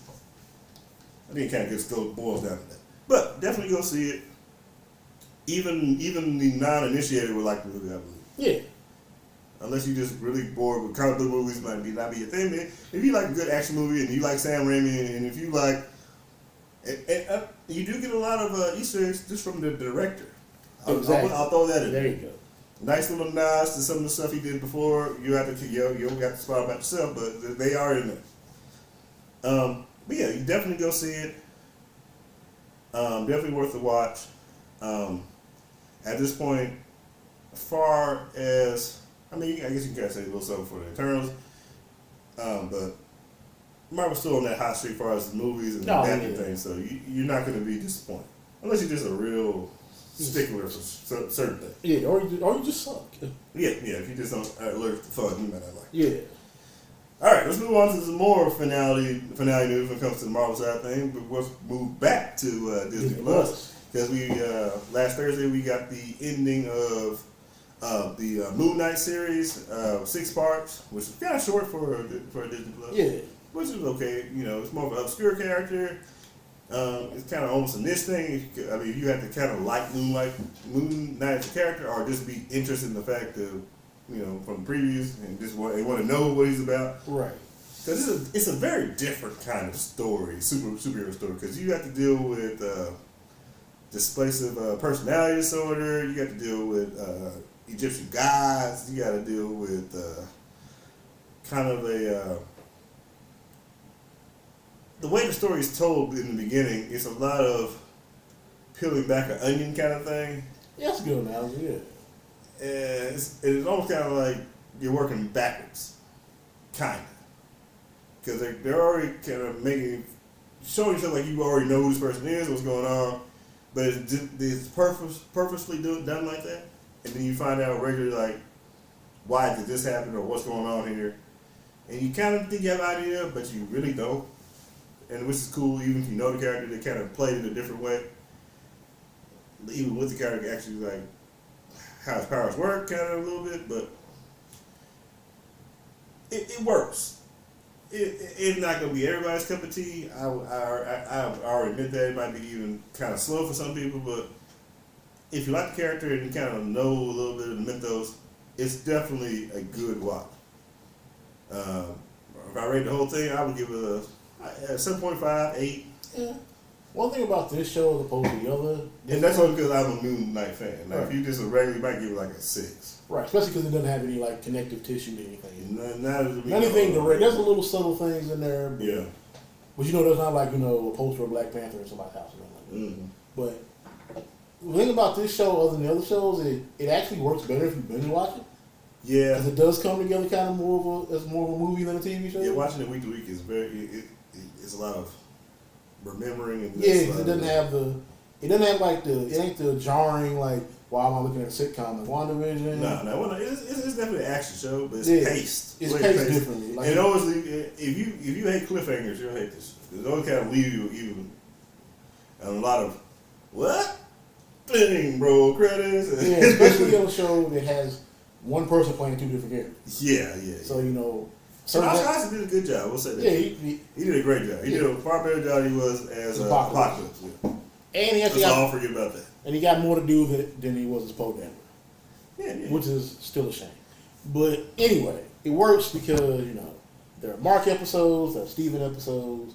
And then, like, when you get to the overarching story, you realize there are little subtle hints to the end of the series. Yeah. Twists that, we talked about earlier that he didn't even catch. Then it's like, that explains that. Like, the touch I liked is that Mark had a different Moon Knight suit than Steven did. So you knew the difference who was in control. Yeah, so like, Mark had the Moon Knight suit, Steven had the Mr. Knight suit. Right. Now I thought it was a cool touch. And you'll find out the difference why is that important. Right. And I did like, how they threw in a little, they updated some things, That they need to make things work. And I thought Ethan Hawke. Yeah, I thought Ethan Hawke was Arthur Harris pretty good. Yeah, he did a good job. Right.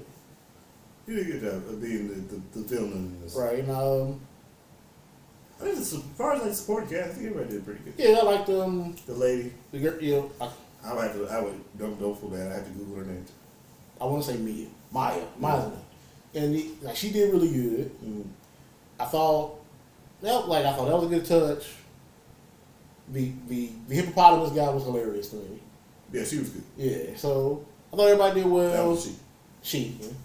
I thought everybody did well in that regard. I hope there is a season 2 because they definitely left you with some stuff to mind. I have a I wouldn't even call it a hunch. It was something I kind of want to happen, but we'll get to that.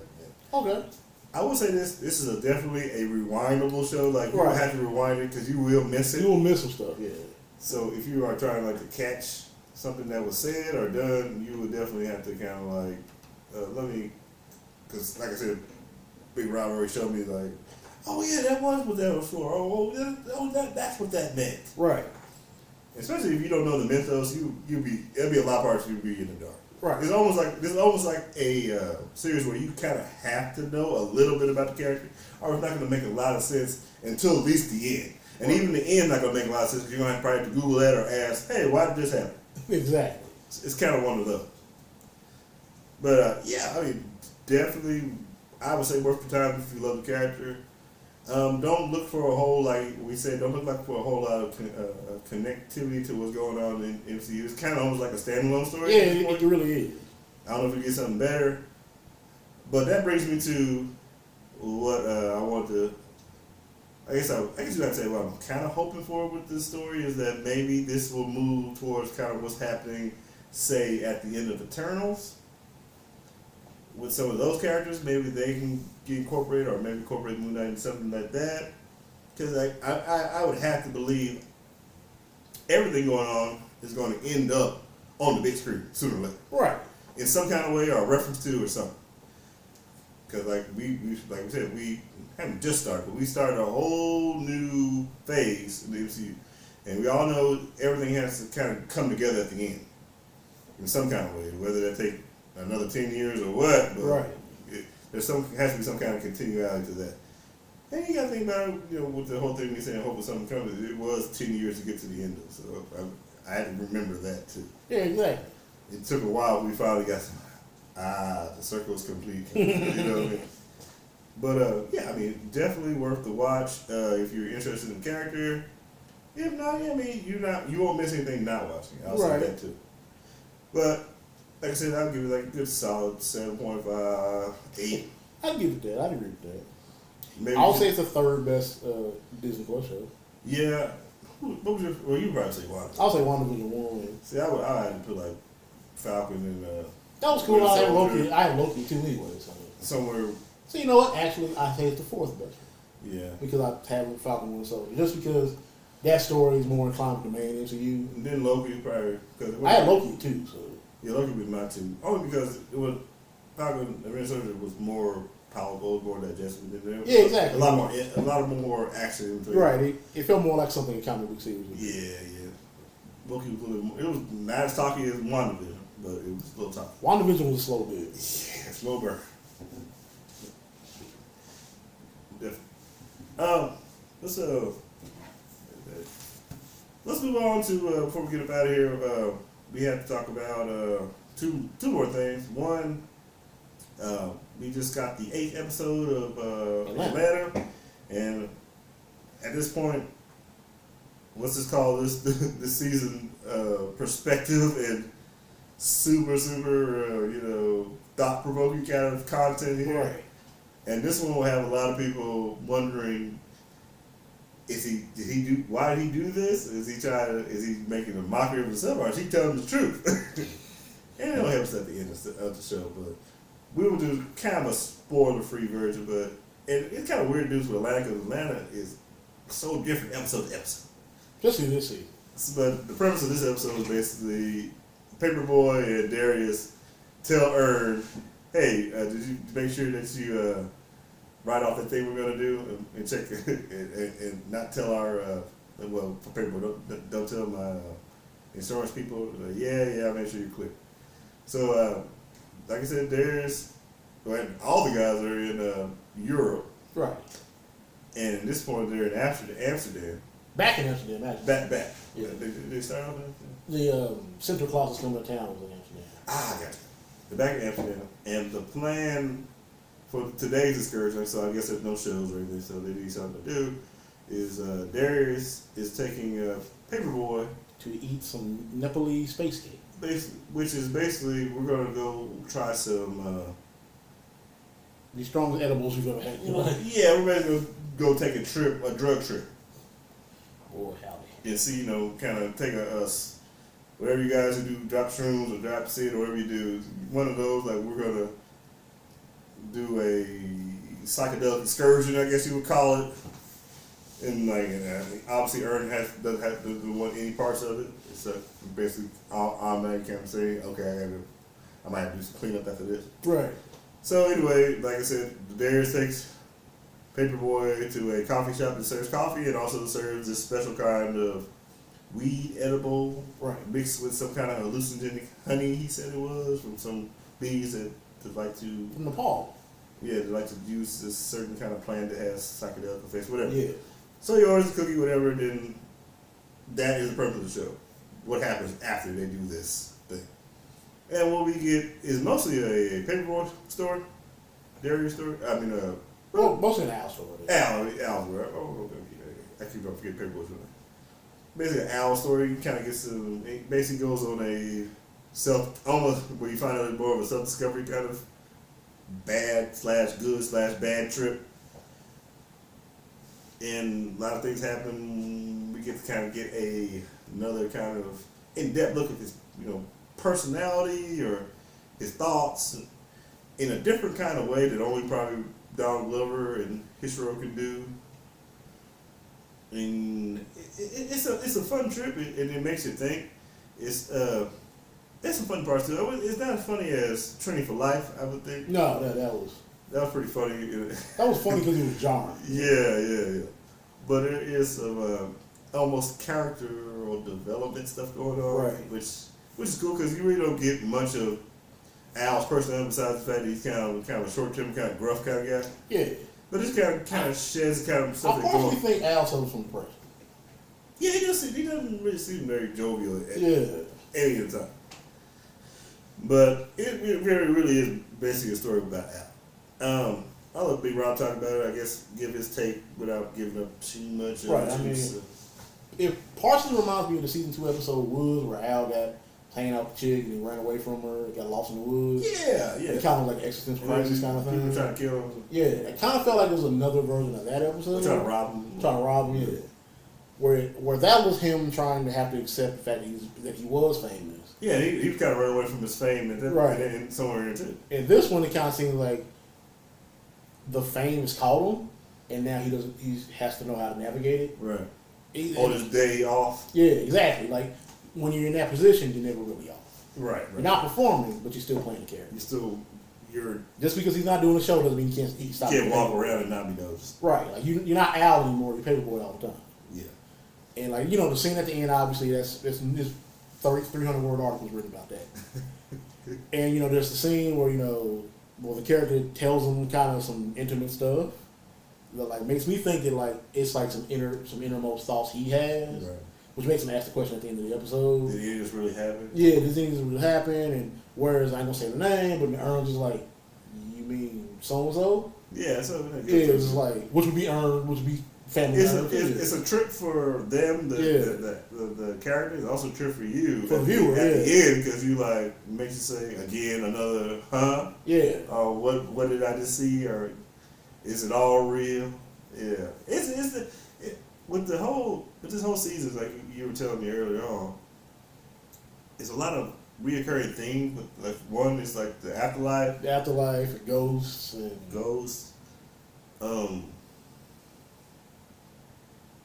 discovery of oneself, kind of right? thing. Mental health in a way, which is a big thing on the show every episode. Yeah, a lot of I don't know where like maintaining yourself kind of thing. Yeah, not selling out. Not selling out, and which kind of goes back to the stand up for your hood episode. Yeah, yeah. Which makes me think that maybe the results of that. How celebrity changes people. Celebrity changes people, And privilege of celebrity, we got to touch on that too in this episode. Which we don't know if it's real life or fake. You gotta watch it. But it definitely pokes fun at the situation. It definitely does. I don't know if it. But if it pokes for some people, I don't know if that's going to redeem the person who makes a guest appearance on the show. Right. I don't know if it's poking fun in a way that's like, yeah, I know what happened, or poking fun in a way of, ha, I fit this my way. Yeah, he kind of gave you both, which is crazy. So which probably was filmed that way intentionally to kind of make the viewer come to their own conclusion. Yeah. Which is good work for Donald and Hero, because that's the chemistry they had as a creative comic book. Yeah. So we got 2 episodes left. I'm pretty sure we're gonna have at least one more episode that's off the path of the series. Right, where nobody, or we don't see any main characters. Retrospective ideology kind of driven thing. If you notice, all those episodes are back in America. Yeah. Which you're like, so this is what happens in America while Al and Alan Darius are gone. Yeah. And I'm hoping the finale, if the finale is part of the narrative, it does loop back to the beginning. Not the first episode beginning, but album tour beginning. I'm afraid I know we got another season.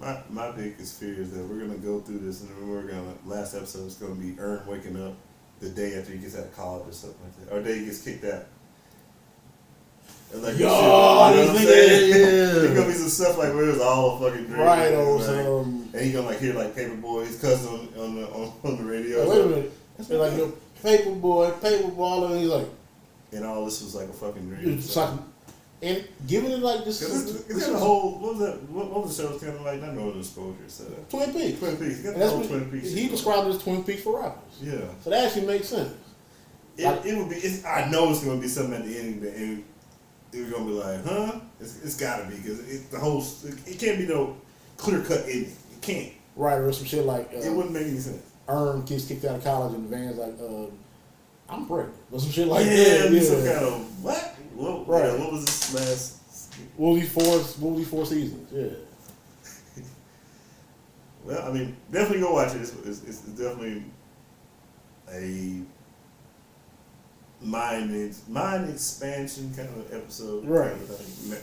No turn. I mean, I know what the episode's about, but I don't mean it that way. Right, no mind altering. Yeah, but it's kind of you kind of get to a layer of Al that you haven't reached yet. So it's definitely progressing the character as far as making him. I guess really just making him more human. Yeah, because actually a lot of the episodes this season are about him. Or we revolve around him. Yeah, because season 1 was pretty much. We talked to. It kind of does. We don't. I mean, besides the episode where I guess he had another episode where he kind of missed a bunch of time, but. Well, we called him where he kind of came from. Yeah. I don't know, black out wherever. He woke up and like, how this happened? Oh, right. Man, you should have been. Right. And he has people that fill in the gaps for him. Well, for us at this point, because we didn't see it all happen off camera. Yeah, filling the gaps for the viewer. Yeah. Season 1 is definitely Ern season and shit. So yeah, cool. And then season 2 kind of mixes in everybody. You kind of get to know everybody. Yeah, but this has definitely been the Al season. Yeah, I would say. Which makes sense because he's the rapper. And shit. Kind of everything they do kind of revolves around him, yeah. And him being the superstar. Right. But definitely go see it. It's a good episode. I mean, there hasn't been a bad episode of Atlanta, so ever. No, exactly. It's a slow episode, but not a bad episode at all. There's been some that aren't outwardly funny because it's expected to be a comedy, but there's never been anything that's been like, I couldn't watch that again. Right. Some kind of been trying to be super serious. Yeah. You know, I don't know. It's very abstract. It's almost like Darius Price's first show. Yeah. I think Darius is like the voice of maybe either Israel or Donald's, like, how their mind works. Like when they get creative. He's like the creative mind. He's like he's the avatar for that. There you go. He's like the id for that. Yeah.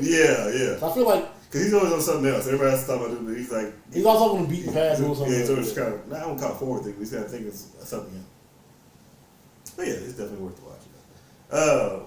Two more things, I guess. If you haven't watched it yet, go check out the new Kendrick Lamar video. Yes. We just, before the show, I let Rob watch it. And what was your takeaway from the video? Besides,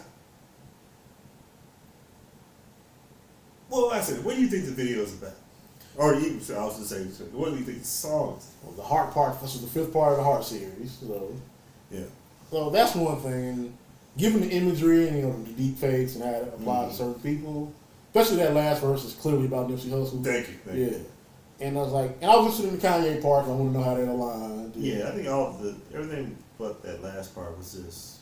It's kind of more abstract. Makes you think about these people. Yeah. But the last part, he even rapped it like Nipsey. He even used Nipsey's flow. Yeah. And then he dropped Black Sam. So yeah. Basically became him. Exact point. Yeah. In a way. So like it's part with Will Smith about like it's part about fuck culture. What this basically as our law firm Jackson Hill and Associates so proved that maybe there's parts of culture that fucks up people irreparably, and in Will Smith's case, possibly people won't go career. Maybe. And then there's the part with Kobe and the part with Kanye and O.J. Simpson took me by surprise. Yeah. Because it's like, you can still care about anything like that, but. And of course he's behind the video, but I don't think aside from the last verse that any of the characters he portrayed had anything to do with them. No. At least not as directly as the last verse would be. Right. And there's a little bit of Kobe in there, but the last verse was really about Nipsey. At least how he probably would think Nipsey would think in the afterlife. Right. That's what I got from it. Which I can agree with that. Like knowing, it kind of put, I'm not a big fan of this, but it kind of put him more, again, in that kind of prophetic kind of, space. And I don't believe anybody knows that. But, certain thing about black rappers, Tupac, Nipsey Hussle, and Biggie Smalls, I guess you have to, like people always say they were prophetic, almost calling their shot when it came to death and things like that. I think me personally, I think that kind of goes with the territory of being a street rapper in that kind of sense, where most of the lyrics is about the culture of that. Right. More talking about culture, but yeah. But fuck culture. But I think it was smart, and I think it was a way to make a very minimalistic video. Because, there's no cuts, there's no nothing, it's just him rapping for 5 minutes. And the only digital effect is the different phases, yeah. And almost, and you tell you did it in one cut, there's no cuts. So I think it's more like, whatever you get is what you get. Which is, very artistic, and I can appreciate that. It's already recorded, so we still have to perform it. Right, and we're only day away from the album itself, so what does it sound like in context of the rest of the record? Playback, yeah, so I guess even with the heart series, is always kind of the, I don't use the word sentimental, but it's kind of the heart spoken. What's that for like? I would say it's more like the heart spoken element of the album. Yeah. It's basically kind of like his vent, or whatever he's thinking at the time, or his maybe you can say his growth from this album to the next album, what's been going on with him, or how his mind working. Yeah. And this album does, I'm not sure with the sample they using the Marvin Gaye Is that the artistic direction we're gonna do? We're gonna get a lot of that timeline Like samples soul, and yeah. stuff, soul samples, which would be kind of like Pimp a Butterfly. Well, I say maybe actually Pimp a Butterfly is more funk. Pimp a Butterfly is definitely funk and damn close to the mainstream though. Yeah. So I say, well, is it gonna be just every song gonna be different, or is it gonna put direction? It's hard to say that. Right. And the title doesn't give you anything. The album is a very odd title. So I mean, and it's supposed to be his last album with Top Dog. Right. So what? It probably brings more questions than it brings answers. Right. And then Which is probably intentional. We won't know till tomorrow, right? Friday. When it drops, so what's going on with this. But definitely a cool video. It's not, it's not a song you're gonna play. I mean, you can bump it, but it's not gonna be something you. It's more of a mental rap thing. It's definitely rap. Right. It's definitely put your headphones on and listen to that. Yeah, listening, like play it back and then it's like a game deciphering what he meant when he said this. Play the song and then look Rap up Genius. Look up both Genius and see what the annotations say. Yeah, it's kind of one of those. Now, are we gonna get? And I mean, there's even with the last two albums, there's songs that are like, okay, you can play it on the radio, but it hasn't been a while since he just made like he's not on his own projects, like maybe doing projects for other people or soundtracks and stuff like that. It hasn't been like guest appearances, but it ain't been a whole lot of songs that's just like without some kind of substance, like ain't no just party records or anything. Right. He hadn't done that since like the first thing. And when you listen to it, it's like he's talking about something. It just sounds good on the beat. Yeah, the beat and but there's actually there's always substance behind it. The beat and the hook, yeah. Yeah, you can almost get drowned out by that if you're not really listening to the lyrics. But I mean, for me, Kendrick Lamar's my favorite rapper who currently rap. Right. So I'm very, I'm looking forward to it. I mean, I don't really get excited about any albums for the most part. That's very true. Like, oh, you got something now, maybe I'll catch it. And it's been 5 years. He drops more rarely than some of his commitments. Right. So it's definitely an album I'm going to have. But yeah. So a lot to look forward to that. Speaking of albums, we're going to, for the last part of the show, we're going to move to it's not new, it's new-ish, but it's, trust me, when it dropped, Robert Parkman listened to for the last 2 weeks, so he definitely has a good opinion and a good critique for this album, which is the last Pusha T project, which came out it was like 2 weeks ago. What's the name of the project? Called It's Almost Dry. Almost Dry. Another crack rap reference, I guess. Well, actually, in this case, he refers to it like since he wants to make art, it's being almost done is almost dry. Like the painting is almost dry. Okay. And for this one, it's kind of a double entendre. It's a double entendre, obviously. Yeah.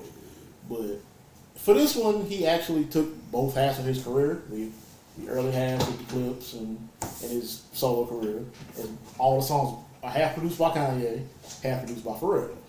Okay. So he took the two main producers of his career, yeah. And the thing about this album is that you can get it in the original form, which is the original 12 tracks, or you can do the Kanye versus Pharrell version, which Ye's tracks first, or the Pharrell version, which puts Pharrell's tracks first, and they're all mixed in differently. So what is it? Is there an actual order to the song? Or I mean, the official album release is would be the regular order. That's a regular release. So the two versions, is that something he did or somebody else did? No, it's official. Like you can get it on Spotify. It's like curated. It's curated that way. Gotcha. Yeah, so it's just like get the streams up too. And for this one, I'm like there's no difference. It's just the order. The order is different. The songs aren't different. Okay, the way they're do produced. extra added or yeah, no extra tracks. Special track. Just like the Kanye on some versions of the Kanye tracks go first.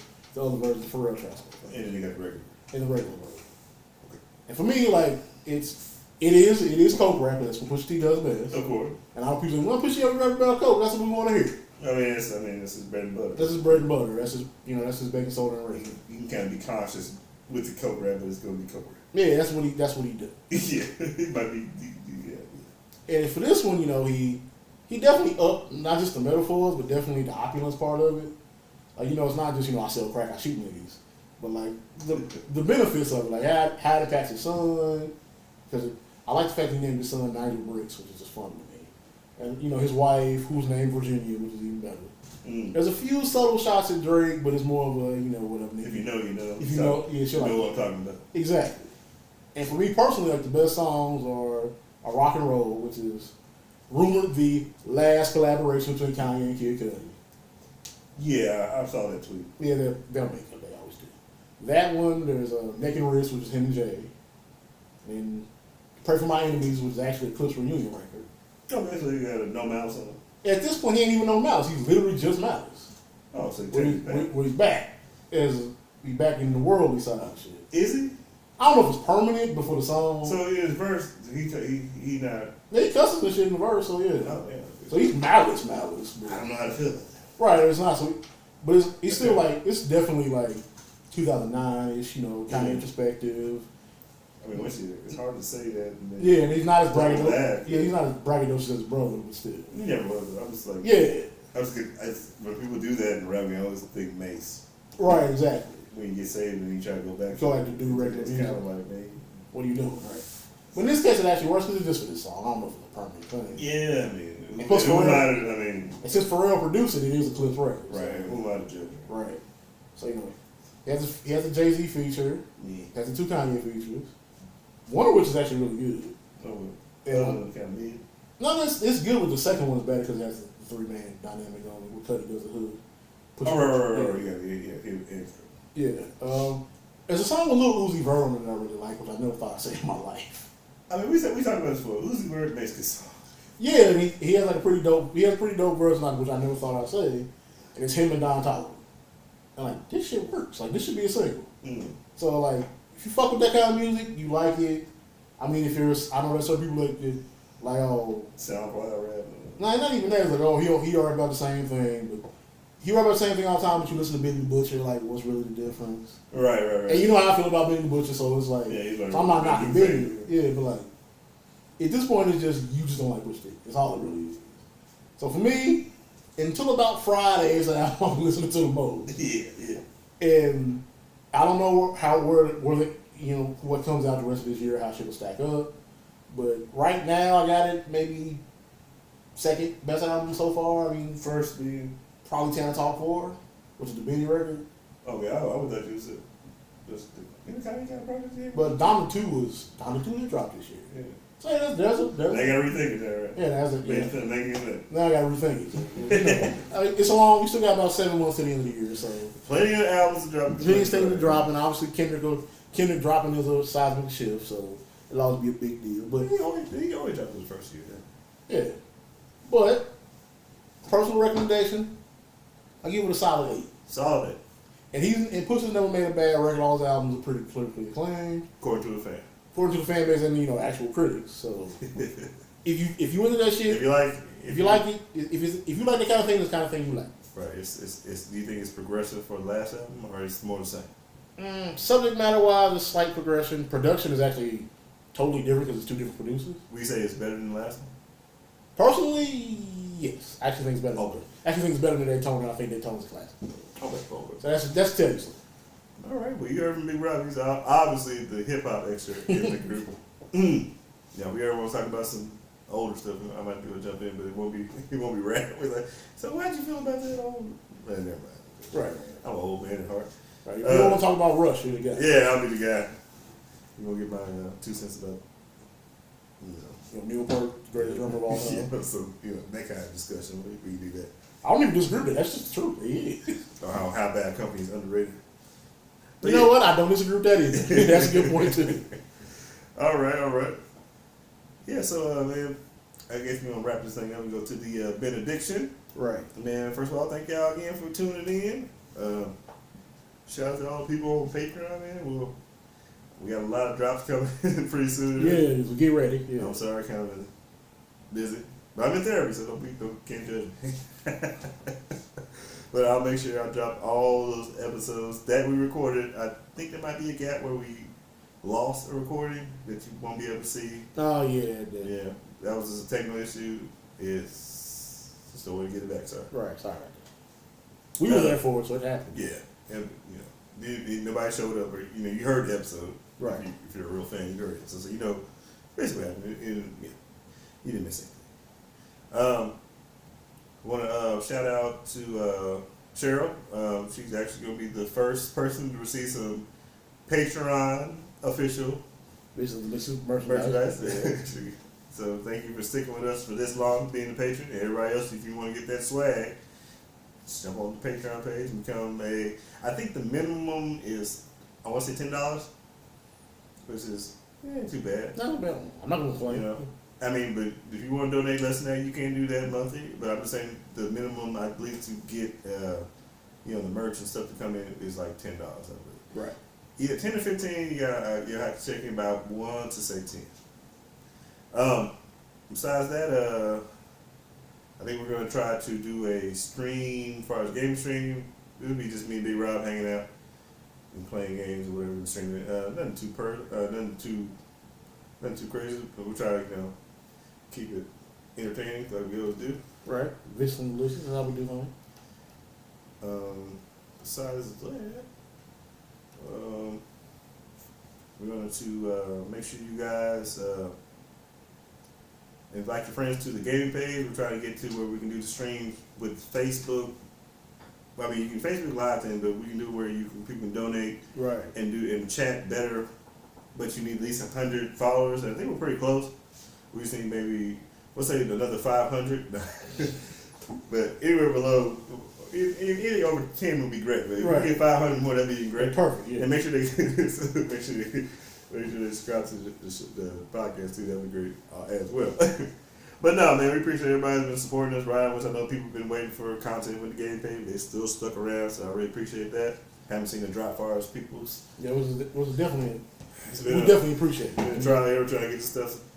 Like I said, we're still kind of, and we're doing better, but we're kind of still the same as far as like the equipment to actually record gameplay. So we don't be too surprised. It's kind of older games. We got to work with what we work with, but we'll make sure to add like commentary and different stories. Stuff we don't talk about on the show. We more personal stuff between me and Big Rob and jokes and stuff. And we try to invite some of our friends to come out if they can. At least hang out. Or, take turns. Right. Somebody grab a stick. Winner stays, loser. Yeah. Something like that. Whatever. But yeah, man, appreciate y'all, man. It's Monday. Happy Mother's Day to everybody. Y'all stay tuned for, Juneteenth's coming up pretty soon, a couple months. A month and a half, whatever. We are working on something, maybe doing a live broadcast, me and Big Rob. I'm still waiting for some confirmation with that. If it does happen, it will be next Saturday. Nothing too big, just me and Big Rob doing something, don't expect a show, but it'll be, something, us out in the world with the people, Right. So hopefully that kind of pans out. Besides that, we're working on maybe doing a trip in a couple, actually 2 months if that works out. And it'll be just kind of more big business out there, kind of. Right, yeah. And we bring, some family might be coming with us, so that'd be great. And, hopefully we can get some footage, some pictures, and a little bit of, I guess a video, a little bit of that. And, it'll be kind of nerve related, so you guys enjoy it. Besides that, man, make sure you guys are, watching the show. Liking, commenting, sharing. Yeah, please go to, if you don't have the... Leave reviews, too. Don't forget that. Don't be shy. Make sure you guys go to the official podcast Facebook group, and you can watch all the episodes, or listen to all the episodes there. Or either go to one of the, Spotify or any other dozen outlets we have. Make sure you watch it, And if you can't watch the whole show, man, just give us maybe 10 minutes so we can actually see that. Yeah. You guys are, But at the same time, if you listen to the show, if you think you can listen for 10 minutes, when you look up, you've been listening for 45 minutes. It'll happen. It'll happen. It's a natural occurrence. Yeah. You'll get sucked in. Yeah, we're a lot like Black Tar Heron. Do us once, you get stuck for them. Yeah, you get hooked. You get hooked. I wouldn't know, but that's what I heard. Allegedly. I don't think we don't fucking hearing that. Yeah. Fuck sick bird.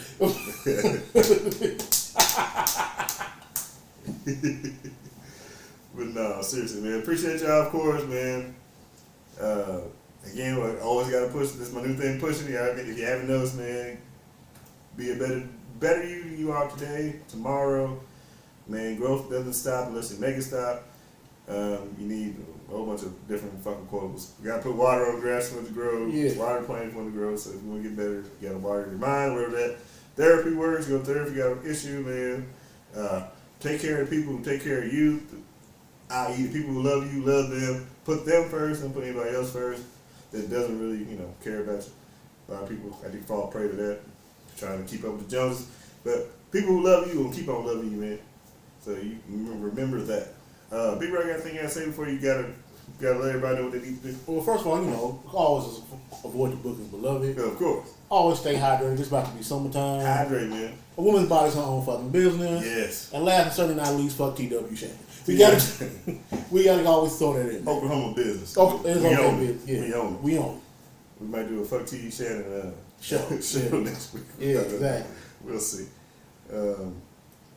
Shout out to all the fans, all our, I guess we call our super fans, people that are always there for us to tune in and comment and share our stuff, man. We love y'all. You guys make it happen for us. Y'all do what we can do. We appreciate y'all. Y'all keep us running and keep us going and motivated. Shout out to everybody else. We're working on getting some more people on the show too, man. Yeah, of course. We ain't forgot about nobody. It's really more or less trying to over the scheduling thing, trying to work with their time and stuff. Look out for us is it this month? We'll be doing something with Modern Manhood. Yeah, it should be this month.